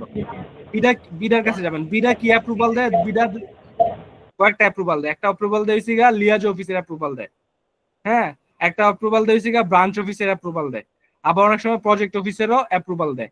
তার মানে আপনি যদি বাংলাদেশে বিজনেস করতে যান কোন একটা বিদেশি কোম্পানি, সে আইদার সরাসরি, এবং এখন আবার জেবিরও অ্যাপ্রুভাল দিচ্ছে, সরাসরি আরজিসি থেকে আপনি কোম্পানি হিসাবে রেজিস্ট্রেট করলেন, রেজিস্ট্রেট হয়ে গেলে আপনি বাংলাদেশি কোম্পানি হয়ে গেলেন।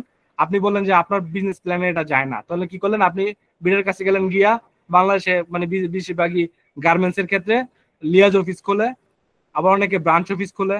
যেমন আপনি যদি যদি যান সিটি ব্যাংক এনএ, যেটা আমেরিকার সিটি ব্যাংক এনএ, হ্যাঁ, ওটা কিন্তু বাংলাদেশে ব্যাংকিং বিজনেস করতেছে, বাট সে কিন্তু বাংলাদেশে কোম্পানি খুলে নাই, সে কি করছে, বাংলাদেশে ব্রাঞ্চ অফিস খুলছে।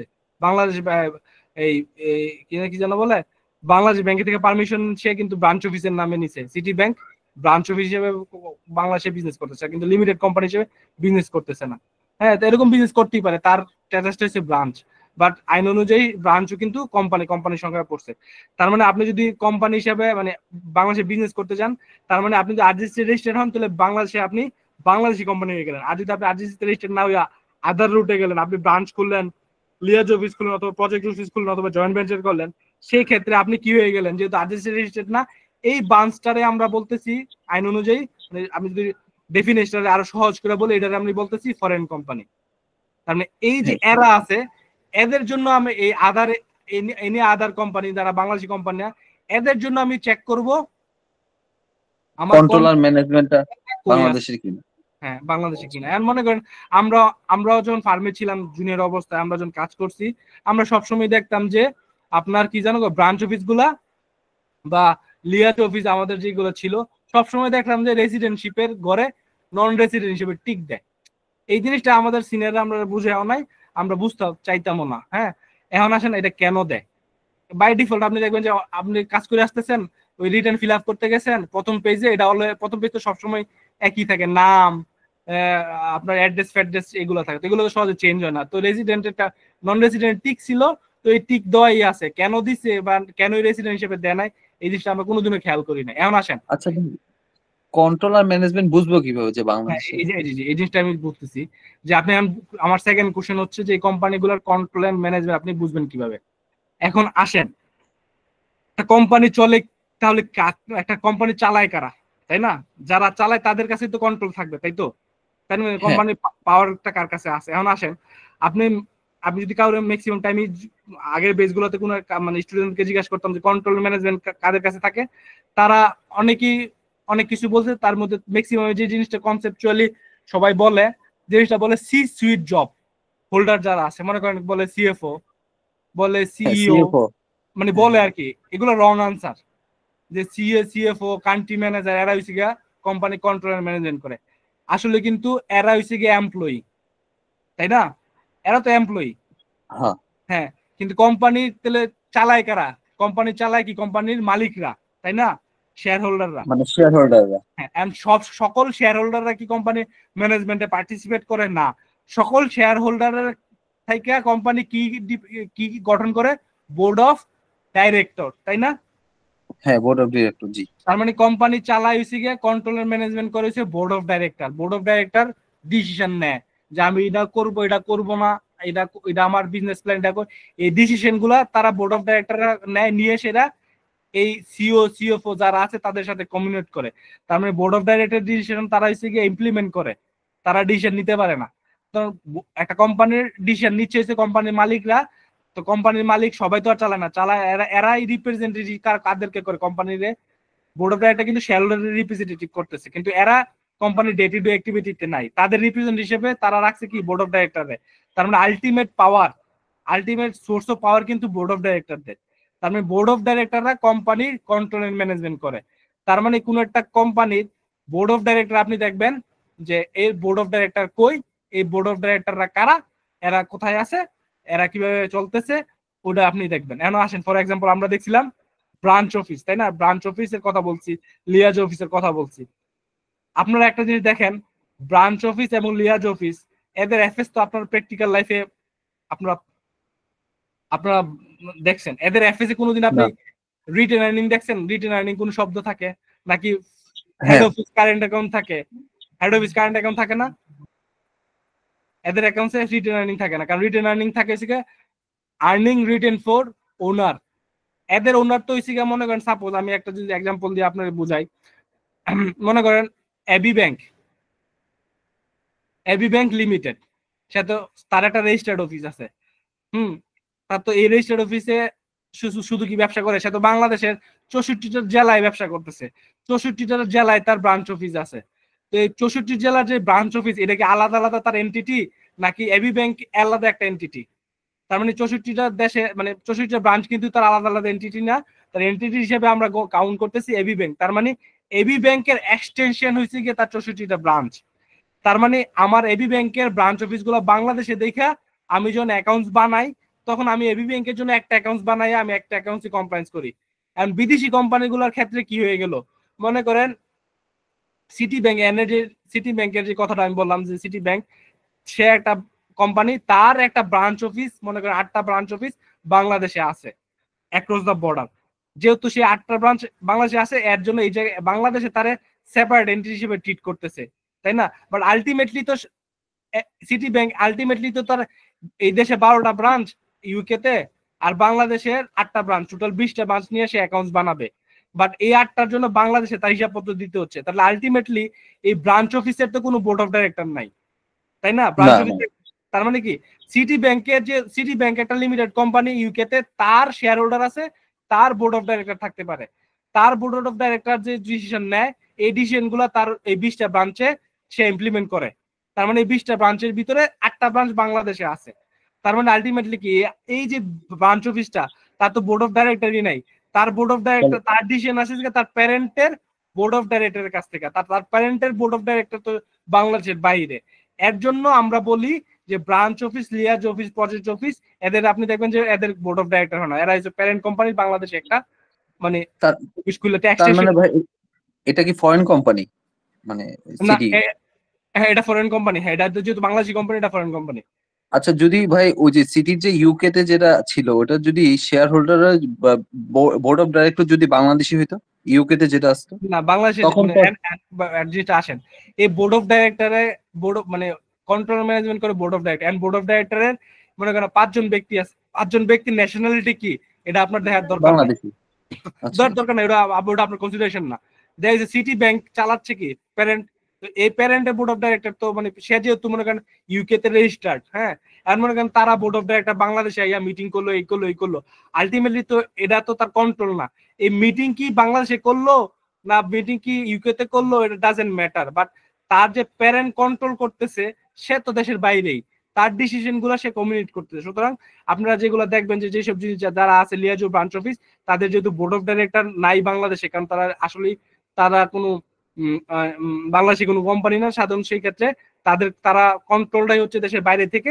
সুতরাং এর জন্য এদেরকে বলা হয় এই কোম্পানিগুলোর কন্ট্রোল দেশের বাইরে। সুতরাং যেহেতু এগুলো কন্ট্রোল বাইরে, বোর্ড অফ ডাইরেক্টর বাইরে, যেটা আমরা বলতেছি মানে বোর্ড অফ ডাইরেক্টর আপনি বলতে পারেন যে প্লেস অফ ম্যানেজমেন্ট, তাদের ম্যানেজমেন্ট করার যে প্লেসটা, এই প্লেসটা বলতে ফিজিক্যাল প্লেস না, বাট আপনার পাওয়ারটা এটা দেশের বাইরে। সুতরাং তারা দেশের বাইরে কন্ট্রোল এন্ড ম্যানেজমেন্ট হচ্ছে। যেহেতু এরা দেশের বাইরে কন্ট্রোল এন্ড ম্যানেজমেন্ট, সুতরাং এরা কি, এরা হইছে গিয়া আমার বাংলাদেশে নন রেসিডেন্ট। বুঝছেন এবার? জি ভাই বুঝছি। হ্যাঁ, তার মানে ফরেন আমরা দেখলাম তো, আসেন বাংলাদেশি আমাদের কিন্তু ফরেন কোম্পানির একটা সংজ্ঞা দেখছিলাম, তাই না? তো ফরেন কোম্পানির সংজ্ঞায় কিন্তু লিয়াজো ব্রাঞ্চ, হ্যাঁ, প্রজেক্ট এরা পরে।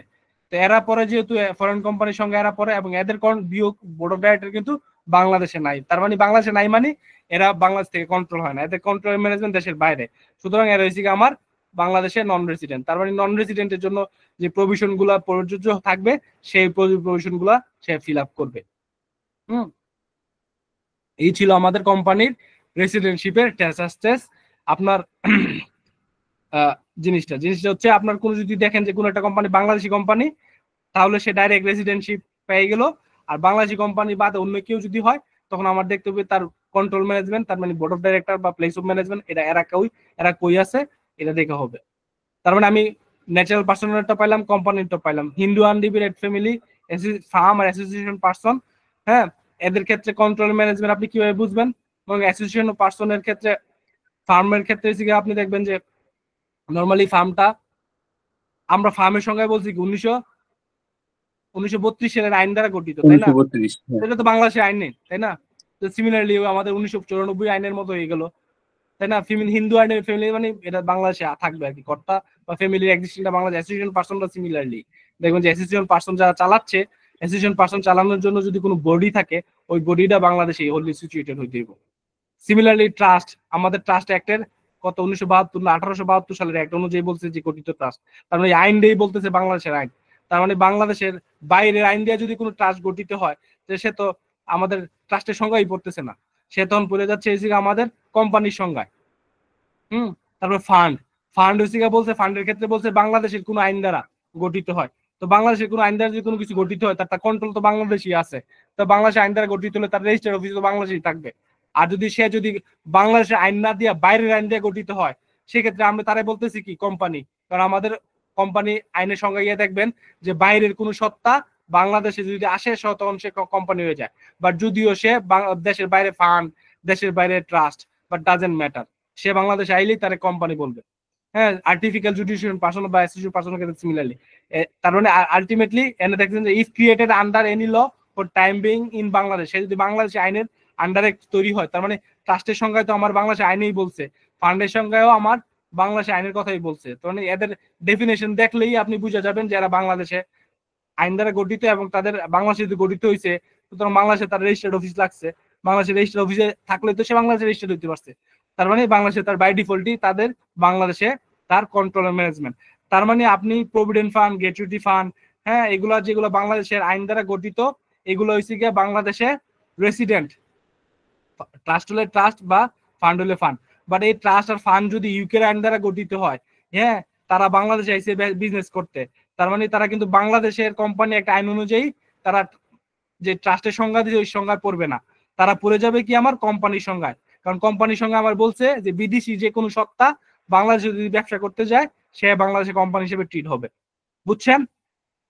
না ভাই, এটা একটু বুঝিনি। এটা বুঝেন না?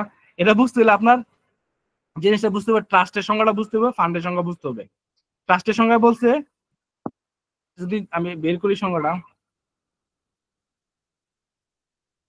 ট্রাস্ট খুঁজে পাওয়া হয়তো বেজাল।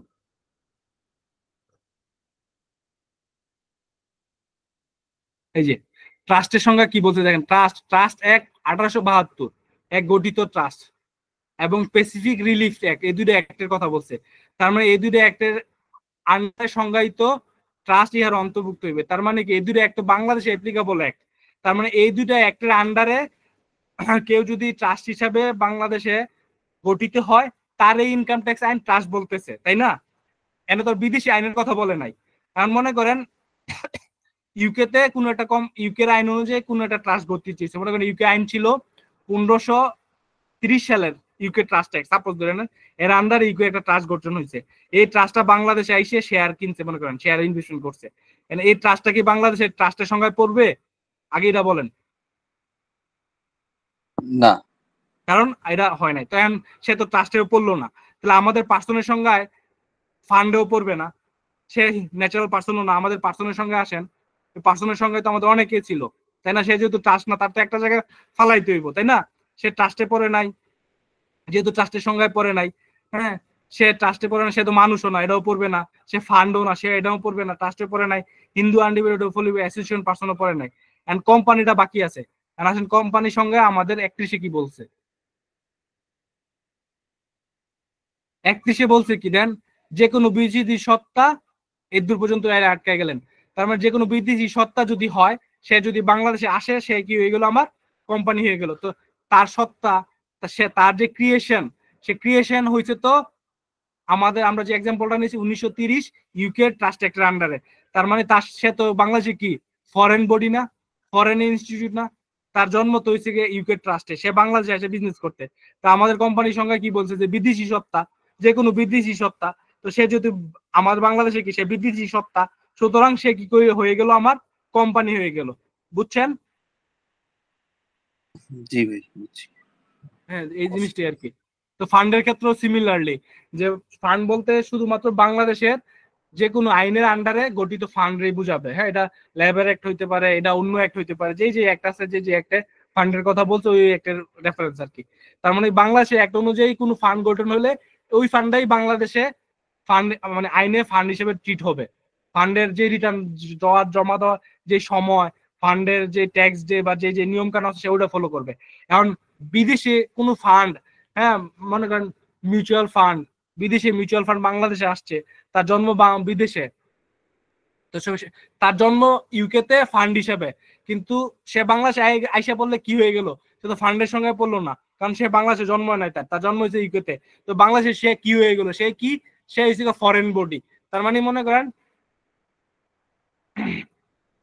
এটা যদি বাংলাদেশের ম্যাপ হয়, হ্যাঁ তা সে ইউকেতে ফান্ড ছিল, সে এনে ঢুকছে, তো এনে ঢুকলে তো সে বাংলাদেশের না, সে কি বাংলাদেশের বাইরের থেকে আসছে, সে হচ্ছে ফরেন বডি, সে বাংলাদেশের ফান্ডের সঙ্গে পড়ে নাই। যদি বাংলাদেশের ফরেন বডিতে কি বলছে আমাদের কোম্পানি, মানে 2031 বলছে কি যে বাংলাদেশের ফরেন বডি যদি কেউ আসে সে কি হয়ে গেল গা, কোম্পানি হয়ে গেল, তখন সে তার ট্যাক্স রেট চেঞ্জ হয়ে গেল।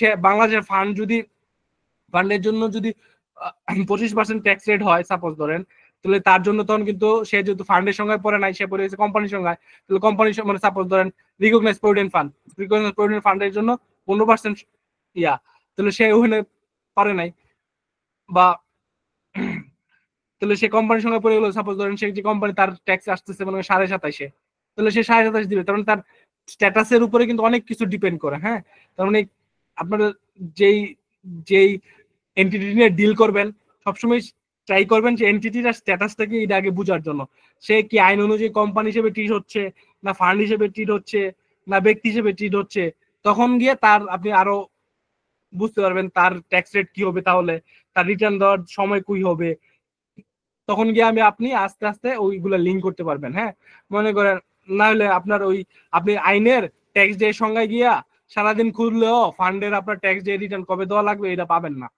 বা ট্রাস্টের কবে রিটার্ন জমা দেওয়ার লাস্ট ডেট খুঁজে পাবেন না, কারণ ট্যাক্স ডে সংজ্ঞায় এদের কথা বলেই নাই, বলছে আদার দেন কোম্পানি। তার মানে আদার দেন কোম্পানি কারা, এই জিনিসটা আপনার বুঝতে হবে। তার মানে এই বুঝতে হলে আপনার প্রথমে বুঝতে হবে কি যে ভাই কোম্পানি তাহলে কারা, যেটা আদার দেন কোম্পানি মানে কি কোম্পানি ছাড়া, তাহলে আমার তো ওকে বুঝতে হবে তাহলে কোম্পানি না কারা, তাই না?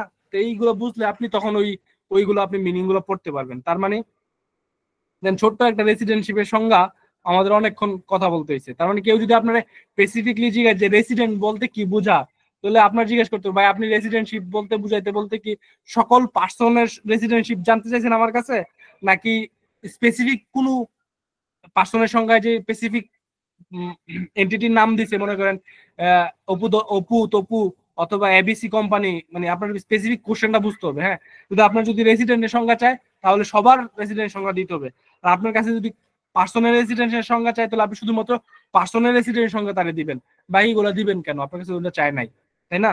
আর আপনার কাছে চাইছে বেশি আপনি কম দিবেন তাও তো হবে না। জি জি বুঝছি, আমার বুঝছি। হ্যাঁ, এগুলো গেলে সিলি জিনিস, বুঝছেন? এগুলো আসলে আমরা খেয়াল করি না তো, বা কোনো সময় পড়ছি অথবা আমরা মাথায় রাখি নাই আর কি। যদি একটু খেয়াল করেন, একটু ইয়া করেন, তাহলে আপনার এটা হয়ে যাবে আর কি। তার মানে আপনি এখন এই জিনিসটা আপনার কনসেপচুয়ালি আপনি সাউন্ড হয়ে গেলেন। তো কনসেপচুয়ালি সাউন্ড হয়ে গেলে আপনার কনসেপ্টটা আপনি এই যে আমি আজকে মনে করেন আমি যে পার্সনের সংজ্ঞা বা ফান্ডের সংজ্ঞা, কোম্পানির সংজ্ঞা, এগুলো আমরা রেসিডেন্টশিপের সংজ্ঞা আমি এগুলো আলোচনা করছি। আপনি যদি এগুলা ইনকাম ট্যাক্সের বইটা খুললেন, হ্যাঁ ইনকাম ট্যাক্স বইটা খুললা এগুলো আইনটা কি আছে ওয়ার্ড গুলো একবার পড়লেন, দুইবার পড়লেন, যেহেতু আমি বুঝছি স্বাভাবিকভাবে এটা আপনার বুঝা মানে নিজে পড়ার বুঝার থেকে আমার বুঝানোর পরে পড়তে গেলে আপনাদের সুবিধা হবে, বুঝার জন্য সুবিধা হয়ে আপনি নিজের মতো নোট করে রেখে দেন না ভাই, আপনার তো ওই নোট সারা জীবন কাজে লাগবে। ইনকাম ট্যাক্স নিয়ে তখন দেখবেন একটা সময় এরকম করতে করতে করতে আপনি যখন ইনকাম ট্যাক্স পুরোটা কভার করে ফেলবেন, তখন তো দেখবেন এমন এক সময় হইব যে আপনি মানুষের ইনকাম ট্যাক্সের ক্লাস নিয়ে পড়াইতে পারবেন, তাই না? তো এরকম ভাবে মানে ইনকাম ট্যাক্স ইজ ম্যাথমেটিক্যালের মতো, আপনি যদি লিঙ্কিং করে পড়তে পারেন, জিনিসগুলো বুঝেন, তাহলে দেখবেন যে না ভাই এগুলো তো লজিক্যাল জিনিস, কিন্তু ইলজিক্যাল কোনো কিছুই না। কিছু কিছু আইন বানায় রাখছে ইলজিক্যাল, মানে মনে করেন যে এর ট্যাক্স হবো বেশি বা এটা কম দিলেও পারতো, ওটা অন্য জিনিস। বাট আপনি যদি আইনের যে স্ট্রিটটা আছে, যে নিয়ম কানুন গুলো আছে, এগুলো দেখবেন খুব অনেক লজিক্যাল জিনিস, একটার সাথে একটা লিঙ্ক করা, একটা বুঝতে গেলে আপনার আরো 5টা জিনিস বোঝা লাগে। তার মানে আমরা পার্সোনাল সংখ্যা দেখলাম, কোম্পানির সংখ্যা দেখলাম, বাংলাদেশি কোম্পানির সংখ্যা দেখলাম, ফরেন কোম্পানির সংখ্যা দেখলাম, তারপরে আমরা রেসিডেন্টশিপের জিনিসটা দেখলাম। হ্যাঁ, তারপরে এখন আসেন বার্নিং টপিক একটা ইনকাম ইয়ার।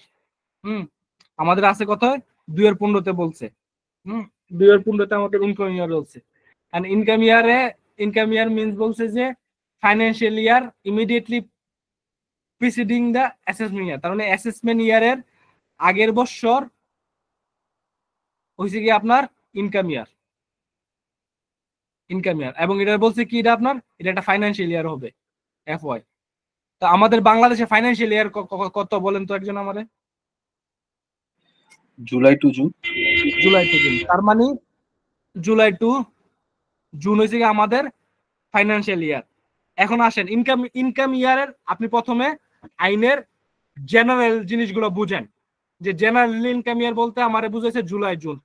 এখন জুলাই জুনের পরেও এক্সেপশন থাকতে পারে, এক্সেপশন আইনে দিছে, ওই এক্সেপশন নিয়ে আপনার মাথা ঘামানোর দরকার নাই।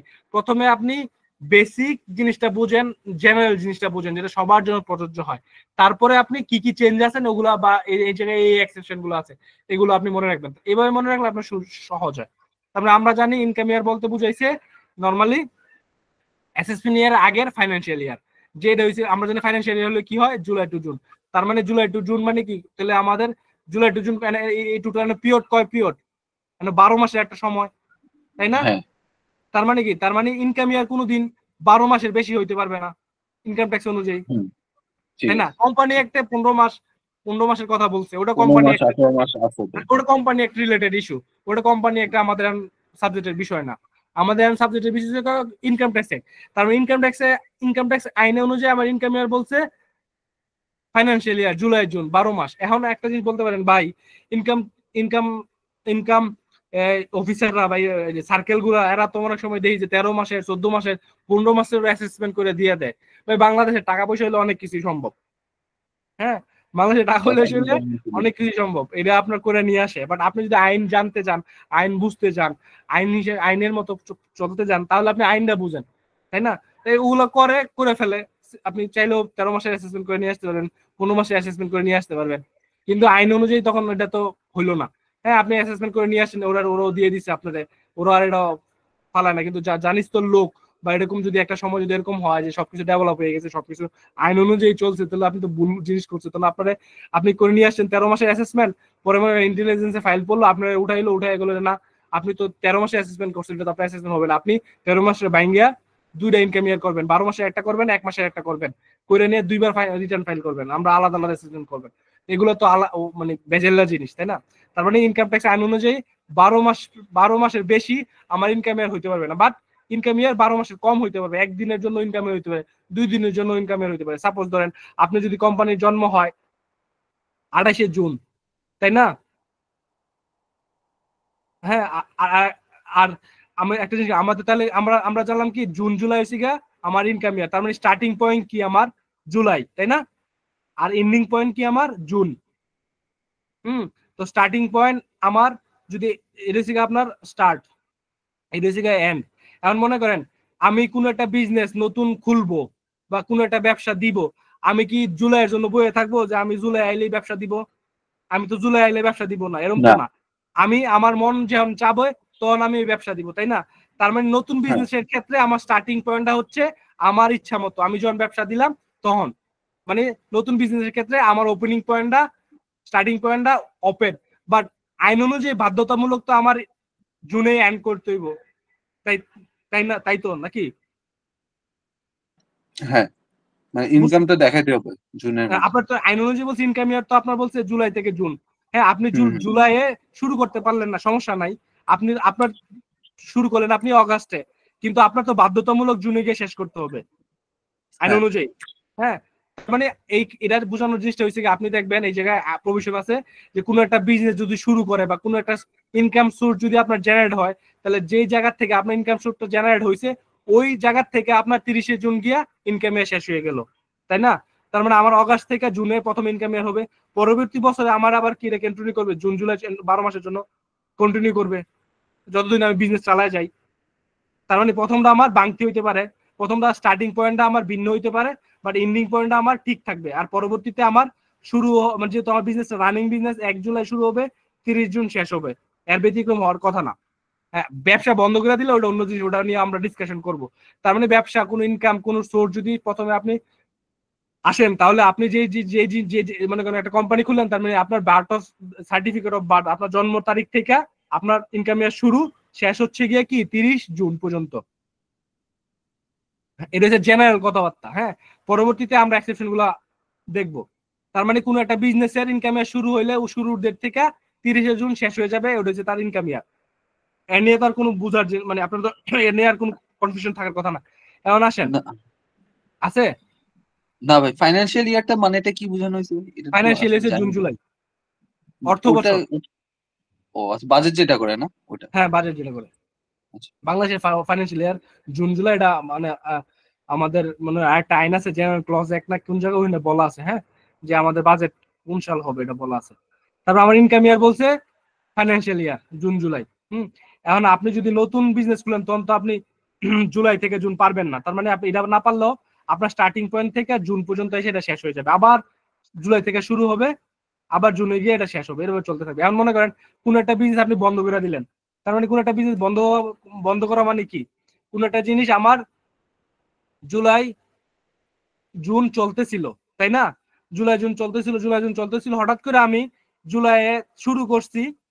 হ্যাঁ, আমি তো বিজনেস জুন 30 আসবে বন্ধ করব এই নিয়ে তো বয়ে থাকবো না, আমি তো এতদিন লস দিব না। আমার মনে চাইছে আমি গিয়া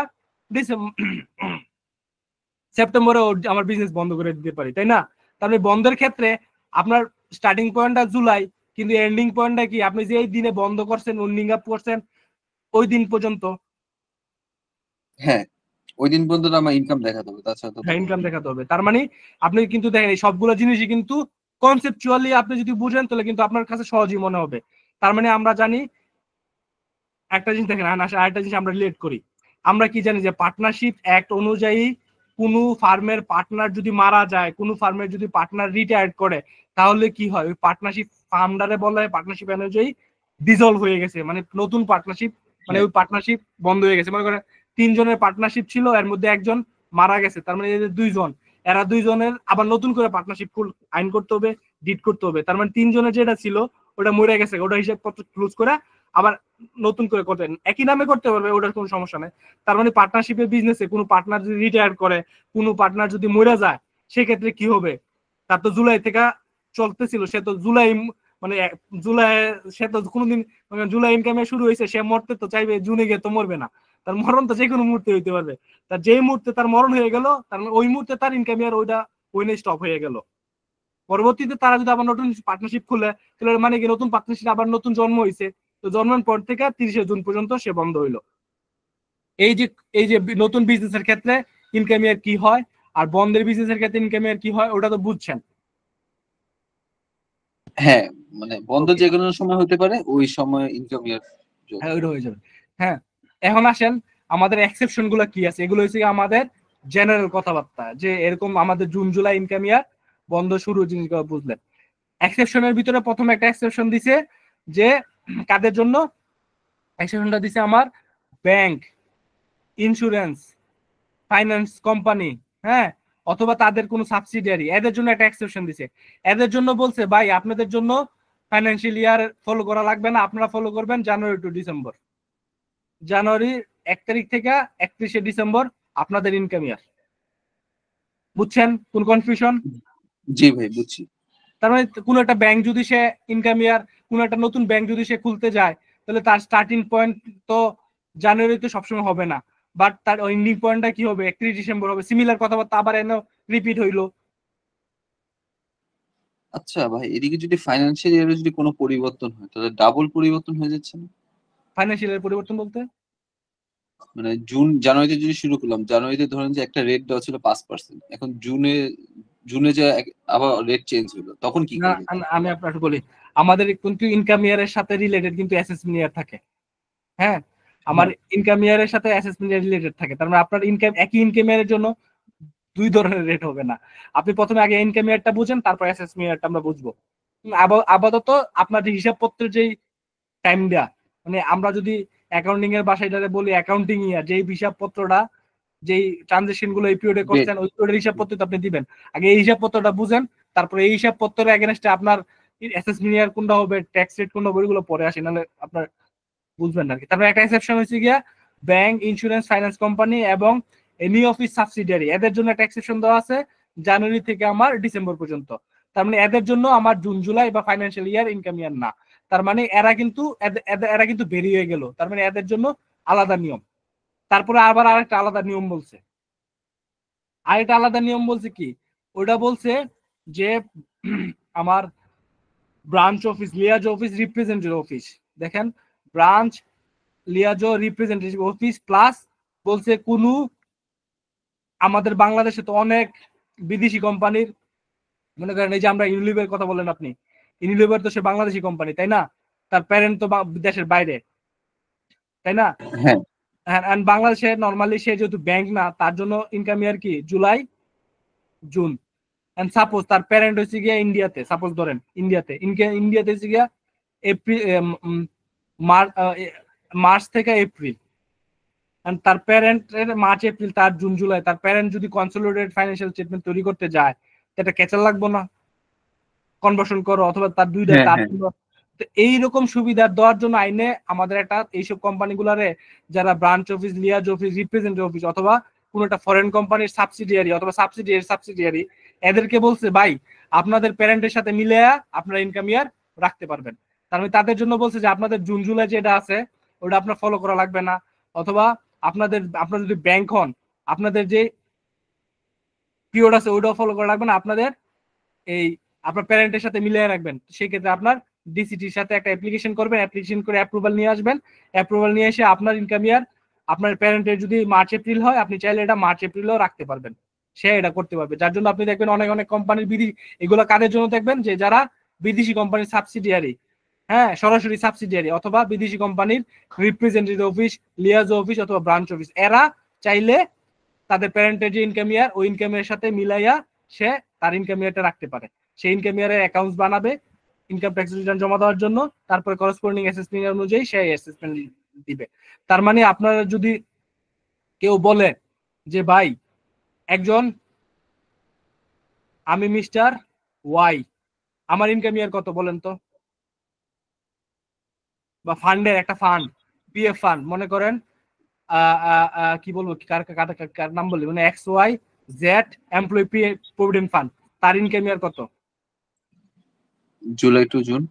হ্যাঁ, কারণ আপনি এখন বলেন আপনি যদি আইনে গিয়ে পড়েন যে ভাই আমি ফান্ডের ইনকাম ইয়ার খুঁজতে যাই, এনে কোনো ফান্ড শব্দ লিখছে, এনে ফান্ডের কথা বলছে, তো সুতরাং আপনার ওই যে আমরা কেন ডেফিনেশন গুলো পড়ি, আমরা ডেফিনেশন গুলো পড়ি বেটার আন্ডারস্ট্যান্ডিং এর জন্য, বুঝার জন্য। হ্যাঁ, তাহলে অনেকে আমি দেখছি আমার কাছে এসে বলে যে ভাই আমার পোলাপানি যে ভাই ফান্ডের ইনকাম ইয়ার কবে, ট্রাস্টের ইনকাম ইয়ার কবে, আমি বলে আইন খুঁজো, আইন ইনকাম এর সংজ্ঞা দেখো, ভাই হইলে তো ফান্ডের কথা বলে নাই, তার মানে কি তার কনসেপচুয়ালি সে সাউন্ড না।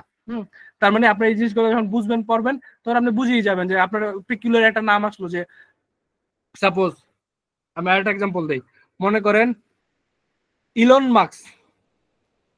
Mask mutual fund, Elon Musk mutual fund, সে বাংলাদেশে আইসিয়া সে কি করলো, মনে করেন সে জিপির শেয়ার কিনলো, বাংলাদেশে আইসে মনে করেন, হ্যাঁ সে একটা বাংলাদেশে এসে মনে করেন কি বলবো, সে বাংলাদেশে এসে মনে করেন একটা বেক্সিমকো শেয়ার কিনলো, বেক্সিমকো শেয়ার কিনলো, হ্যাঁ, এবং সে মানে না শেয়ার কিনলো তো তোমার ট্যাক্সেবল ইনকাম ওরকম। আমি এরকম মনে করেন সাপোজ ধরেন তা সে বাংলাদেশে এসে কোনো একটা কাজ করলো, বা সে 6 জন 7 জন 8 জন তার এমপ্লয়ি পাঠালো বাংলাদেশে, তার 1 বছর বাংলাদেশে ছিল, 1 বছর থেকে সে একটা প্রজেক্টে কাজ করলো, কাজ করে মনে করেন টাকা পাইলো, এই যে ফান্ডটা বাংলাদেশে আসলো, এই যে বাংলাদেশে 1 বছর ছিল, এই 1 বছর কাজ করলো, এর জন্য এদের এই যারা এমপ্লয়ি আছে এদের যারা পার্মানেন্ট এস্টাবলিশমেন্টের সংখ্যা পড়ে যায়, পিইতে পড়ে যায়, তাহলে পিইতে পড়ে গেলে সে যে 6 মাসে যে ইনকামটা হয়েছে এটা বাংলাদেশে ট্যাক্সেবল হয়ে যায়, এই যে ট্যাক্সেবল হয়ে গেল, তাহলে এই যে ইলন মাস্ক মিউচুয়াল ফান্ড সে বাংলাদেশে ট্যাক্সেবল হয়ে গেল, তাহলে তার জন্য ইনকাম ইয়ার কি হবে, তার স্ট্যাটাস কি বাংলাদেশে, সে তো কোম্পানি, তাহলে কোম্পানি তার জন্য তো কোনো এক্সেপশন নাই, সে তো এনে প্রজেক্টও খুলে নাই, ব্রাঞ্চও খুলে নাই, লিয়াজ অফিসও খুলে নাই, হ্যাঁ তার কোনো সাবসিডিও নাই, সে সরাসরি এমপ্লয়ি দিয়ে এনে বাংলাদেশে কাজ করছে, তারপরে কি সে ব্যাংকও না, ইন্স্যুরেন্সও না, ফাইন্যান্সিয়াল কোম্পানিও না, এটা তো বললো না, তার জন্য ইনকাম ইয়ার কি হবে, ফাইন্যান্সিয়াল ইয়ার জুন জুলাই, তার মানে সে এই কিন্তু ভাই আগে তো এটা দেখতে হবে যে ওকে রেসিডেন্ট নাকি নন রেসিডেন্ট, যদি আমি ইনকাম ইয়ার কাউন্ট করতে যাই। না ইনকাম ইয়ার ইনকাম ইয়ারের জন্য কিন্তু রেসিডেন্ট নন রেসিডেন্টের কোনো মানে ইম্প্যাক্ট নাই। না, ওকে যদি আমি টাকা ট্যাক্সের আওতায় যদি আনি তো আগে হ্যাঁ, রেসিডেন্ট ট্যাক্সের নন আওতায় যদি রেসিডেন্ট। আনতে চাই, আপনি মনে করেন আপনি যদি ট্যাক্সের আওতায় আনতে চান তখন দেখবেন যে সে যে কাজগুলা করতেছে এটা বাংলাদেশে ট্যাক্সেবল কিনা। হ্যাঁ, আমাদের যে 26 নম্বর সেকশন অথবা 27 নম্বর সেকশনে যে স্কুপ অফ ইনকাম দিছে, যে ইনকাম ডিম টু বি অ্যাক্রুজ ইন বাংলাদেশ, সে যে ইনকামটা বাংলাদেশে আর্ন করছে এটা কি বাংলাদেশে অ্যাক্রু অ্যারাইজ হয়েছে কিনা। হ্যাঁ, এটা যদি হয় তখন সে বাংলাদেশে ট্যাক্স দিবে। তো আমরা এই এক্সাম্পলে ধরে নিছি যে সে যে ইনকামটা আর্ন করছে এটা বাংলাদেশে অ্যাক্রুজ অথবা অ্যারাইজ হয়েছে। তো অ্যাক্রুজের অ্যারাইজ হলে তখন আপনি দেখবেন যে এটা বাংলাদেশে প্রথমে ট্যাক্সেবল হলো, তখন দিয়ে দেখবেন যে সে যদি ট্যাক্সেবল হয় তাহলে সে কি রেসিডেন্টে মানে তার তার তার তার তার ট্যাক্স রেটটা কি, সে কি রেসিডেন্ট হইলো না নন রেসিডেন্ট হইলো, বা সে ওটা ওই জায়গায় আসছে। হ্যাঁ, ওটা অন্য হিসাব। বাট আমরা যে সংজ্ঞায় দেখতেছিলাম আমরা ইনকাম ইয়ার দেখতেছি। তো ইনকাম ইয়ারের জন্য কি, ইনকাম হয়েছে তার অ্যাকাউন্টিং ইয়ার ধরেন, তো অ্যাকাউন্টিং ইয়ারে হ্যাঁ তার রেসিডেন্টশিপে তো তার হিসাব পত্রতে কোনো ইম্প্যাক্ট ফালায় না। সাপোজ ধরেন আমি যা একটা এক্সাম্পল দেই, মনে করেন এক্স ওয়াই জেড সে একটা বাংলাদেশি কোম্পানি, আবার আমি মিস্টার ফাহাদ আমিও বাংলাদেশি কোম্পানি, মানে মানুষ। তো আমার ইনকাম ইয়ার জুন জুলাই, তারও তো ইনকাম ইয়ার জুন জুলাই, সে হচ্ছে কোম্পানি আমি হচ্ছে মানুষ, তাহলে আমাদের সে কোম্পানি আমি মানুষ, এটা তো আমার ইনকাম ইয়ারে কোনো ইফেক্ট ফালাইতেছে, এটা তো আমার ইনকাম ইয়ারে না ইফেক্ট না না, ফালাইতেছে না। তো ওটাই আমি বুঝাতে চাচ্ছি, তার মানে তার রেসিডেন্টশিপে তার ইনকাম ইয়ারে কোনো চেঞ্জ আসতেছে না। বুঝছেন? জি ভাই বুঝছি। ওকে, তার মানে ইনকাম ইয়ার নিয়ে আপনাদের মানে অল্পতে মনে রাখার মতো এই প্রথমে জেনারেল জিনিসটা জানলেন, সবাই জেনারেলে পড়বে। হ্যাঁ, এক্সেপশনের ভিতরে যেগুলো আছে এগুলো জেনে নিলেন যে এক্সেপশন কাদের কাদের আছে, মানে কি কি এক্সেপশন পড়বে। তো এভাবেই মানে আমি তো এনে সামারি করে নিয়ে আসছি দেখার জন্য। আপনাদের দায়িত্ব হইলো যারা ট্যাক্সে ভালো করতে চান, ক্যারিয়ার ট্যাক্সে পড়তে চান, যে এগুলো আবার রিপিট করা। এগুলো আপনি আপনার নিজে পড়লেন, হ্যাঁ একবার পড়লেন দুইবার পড়লেন, করে নিজের মতো করে একটা ট্যাক্সের নোটের মতো খাতা করেন যে ইনকাম বলতে আমি এগুলো এগুলো বুঝছি, তার মানে এগুলো হইলে এই এক্সেপশন আছে এই জেনারেল রুল আছে, নিজের মতো করে রাখলেন। এগুলো আপনি একবার করে ফেলেন, আপনার মাথায় ঢুকে গেল, সারা জীবনের নোটটা কাজ লাগবে। পরীক্ষার আগে আপনি জাস্ট দেখে গেলেন, কনসেপ্টটা রিফ্রেশ করে গেলেন। কারণ কি, আপনি যদি দেখেন এটা ইনকাম ট্যাক্সের জিনিসগুলো এরকম হয়ে গেছে, আপনি মানে ইনকাম ট্যাক্সের অঙ্কের তো আর কোনো বই নাই যে ভাই আমার ইনকাম ট্যাক্স একটা এরকম একটা বই আছে, ওই বইয়ের মধ্যে 500 অঙ্ক আছে, এই 500 অঙ্ক আমি প্র্যাকটিস করে ফেলবো, আইসিবি 500 অঙ্কের ভিত্তিতেই আমার কোশ্চেন দিবে। এরকম তো আর আইসিবি করতেছে না, আইসিবি তো অঙ্ক বানাচ্ছে। তো আইসিবি অঙ্ক বানালে তো ল বেস অঙ্ক বানায়, যে ল এর ভিতরে কি আছে ওইগুলো নিয়েই তো অঙ্ক বানায়। তো সেই ক্ষেত্রে আপনি যদি ল জিনিসটা ভালো করে বুঝেন এবং যে বিগত প্রশ্নগুলো আছে বা যে ধাঁচের গুলো আছে এগুলো আপনি বারবার বারবার প্র্যাকটিস করেন, তাহলে মানে কি, তাহলে তো আপনার মানে এটাই প্রিপারেশন ট্যাক্স পাস করা, তাহলে আপনি ভালোভাবে পাসও করতে পারবেন, তারপরে আপনি ট্যাক্সে ভালো একটা কি বলে দক্ষতা রাখতে পারবেন। একটা জিনিস মনে রাখেন, আমাদের সিএ কমিউনিটি কিন্তু এমনি অনেক ছোট কমিউনিটি। সিএ কমিউনিটিতে আপনি কিন্তু ট্যাক্স জানার লোকজন, অ্যাকচুয়ালি ট্যাক্স জানে, অ্যাকচুয়ালি ট্যাক্স বোঝে, এরকম লোকজন খুবই কম পাবেন। কারণ সিএ আর্টিকেল স্টুডেন্টের আমি বলবো এখন 90 থেকে 80% পোলাপাইনি কাজ করেছে অডিটে। হ্যাঁ, 10 থেকে 20% পোলাপাইন কাজ করেছে ট্যাক্সে। তার মানে আপনি যদি মার্কেটে ধরেন যে 50% জব আছে ট্যাক্সের এবং অ্যাকাউন্টের, সেক্ষেত্রে আপনি দেখেন এখানে 20% বা 10% লোক কিন্তু 50% জবের জন্য ফাইট করতেছে, আর এই জায়গায় যারা অডিট এন্ড অ্যাকাউন্টসে ছিল তারা 80 থেকে 90% তারা ওই যে জবের জন্য ফাইট করতেছে। এখন বলতে পারেন যে ভাই আমি তো ট্যাক্সে জবে অ্যাপ্লাই করতে পারি, সেও ট্যাক্সে জবে অ্যাপ্লাই করতে পারে, তাই না? তার মানে সবাই সব জায়গায় পারেন, বাট কোন জায়গায় যদি ট্যাক্সের লোক নিতে চায় সেক্ষেত্রে যাদের ট্যাক্সের নলেজটা ভালো তারই তো নিবে, তাই না? আর একটা জিনিস মনে রাখেন, আমরা যদি সিএ পড়তেছি, সিএ তে কিন্তু অ্যাকাউন্টিং রিলেটেড অনেক সাবজেক্ট আছে, তাই না? আমরা বেশিরভাগ যারা সিএ পড়ি সবাই বিজনেস গ্রাজুয়েট। বিজনেস গ্রাজুয়েট মানে কি, আমরা বিজনেস স্টাডিজে লেখাপড়া করে আসছি। হ্যাঁ, তো আমি যদি বিজনেস স্টাডিজে লেখাপড়া করে আসি, সাপোজ আমি গ্রাজুয়েশন করছি, তারপর ধরেন আপনি গ্রাজুয়েশন মাস্টার্স করছেন, আপনি 9-10-এ 2 বছর পড়ছেন, ইন্টারে 2 বছর পড়ছেন অ্যাকাউন্টিং, ভার্সিটিতে পড়ছেন, বিবিএ তে পড়ছেন ধরেন 2 বছর অ্যাকাউন্টিং, এমবিএ তে পড়ছেন 1 বছর, তাহলে এখানে কয় বছর অ্যাকাউন্টিং হলো আপনার? এনওসি আপনার 9 বছর অ্যাকাউন্টিং নলেজ আছে। তারপরে সিএ তে এসে আপনি আবার অ্যাকাউন্টিং পড়তেছেন, তাহলে সিএ এর মেক্স সবাই তো অ্যাকাউন্টিং এ আপনার জাহাজ। কারণ এই জায়গায় কম্পিটিটিভ অ্যাডভান্টেজ সবার হচ্ছে আপনার 18-19, আর ট্যাক্সের ভিতরে অনেকের দেখবেন 18, আর অনেকে দেখবেন 12, 5, 7। তার মানে আপনার ট্যাক্সে চাইলে আপনি কম্পিটিটিভ অ্যাডভান্টেজ বাড়াইতে পারবেন, নিজের ইউনিক নিয়ে আসতে পারবেন যে নিশ মার্কেটে কম্পিট করার জন্য। এই এই এই আর কি। আচ্ছা, আজকে আমরা অনেক কথাবার্তা বললাম, আমার গলা শুকিয়ে আসতেছে। আমি চিন্তা করতেছি সামনে তো রোজা, আমি ক্লাস নিলে মানে রোজা রাইখা মানে পানি প্রচুর খেতে। ইফতারি পর নিন ভাই, জি ইফতারি পর নিলে ভালো হয়। হ্যাঁ, ইফতারির পরেই চিন্তা করতেছি আর কি। হ্যাঁ, তাহলে আজকের মতো আমরা এখানেই শেষ করতে চাচ্ছি। আমি যেগুলো পড়াইছি এগুলো আপনারা পড়েন, বাসায় দেখেন, না বুঝলে আমাকে বলেন, আমি আবার রিপিট করব। আর একটা জিনিস হয়েছে কি, আপনি যদি দেখেন যে ভাই ম্যানুয়াল তো আমরা আপনি তো ম্যানুয়াল ধরলেন না, আমি যা পড়াইছি আপনি ম্যানুয়ালে দেখেন।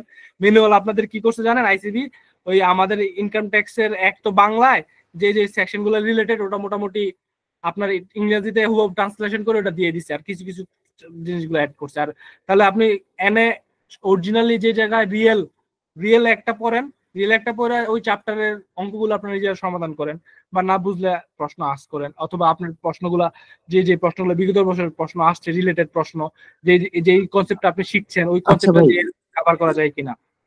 ভাই এদিকে কি 7 হেড আর হচ্ছে কোম্পানি অ্যাসেসমেন্ট আর ভ্যাট আর কাস্টম, এটাই তো করলেই হয় নাকি ট্যাক্সে?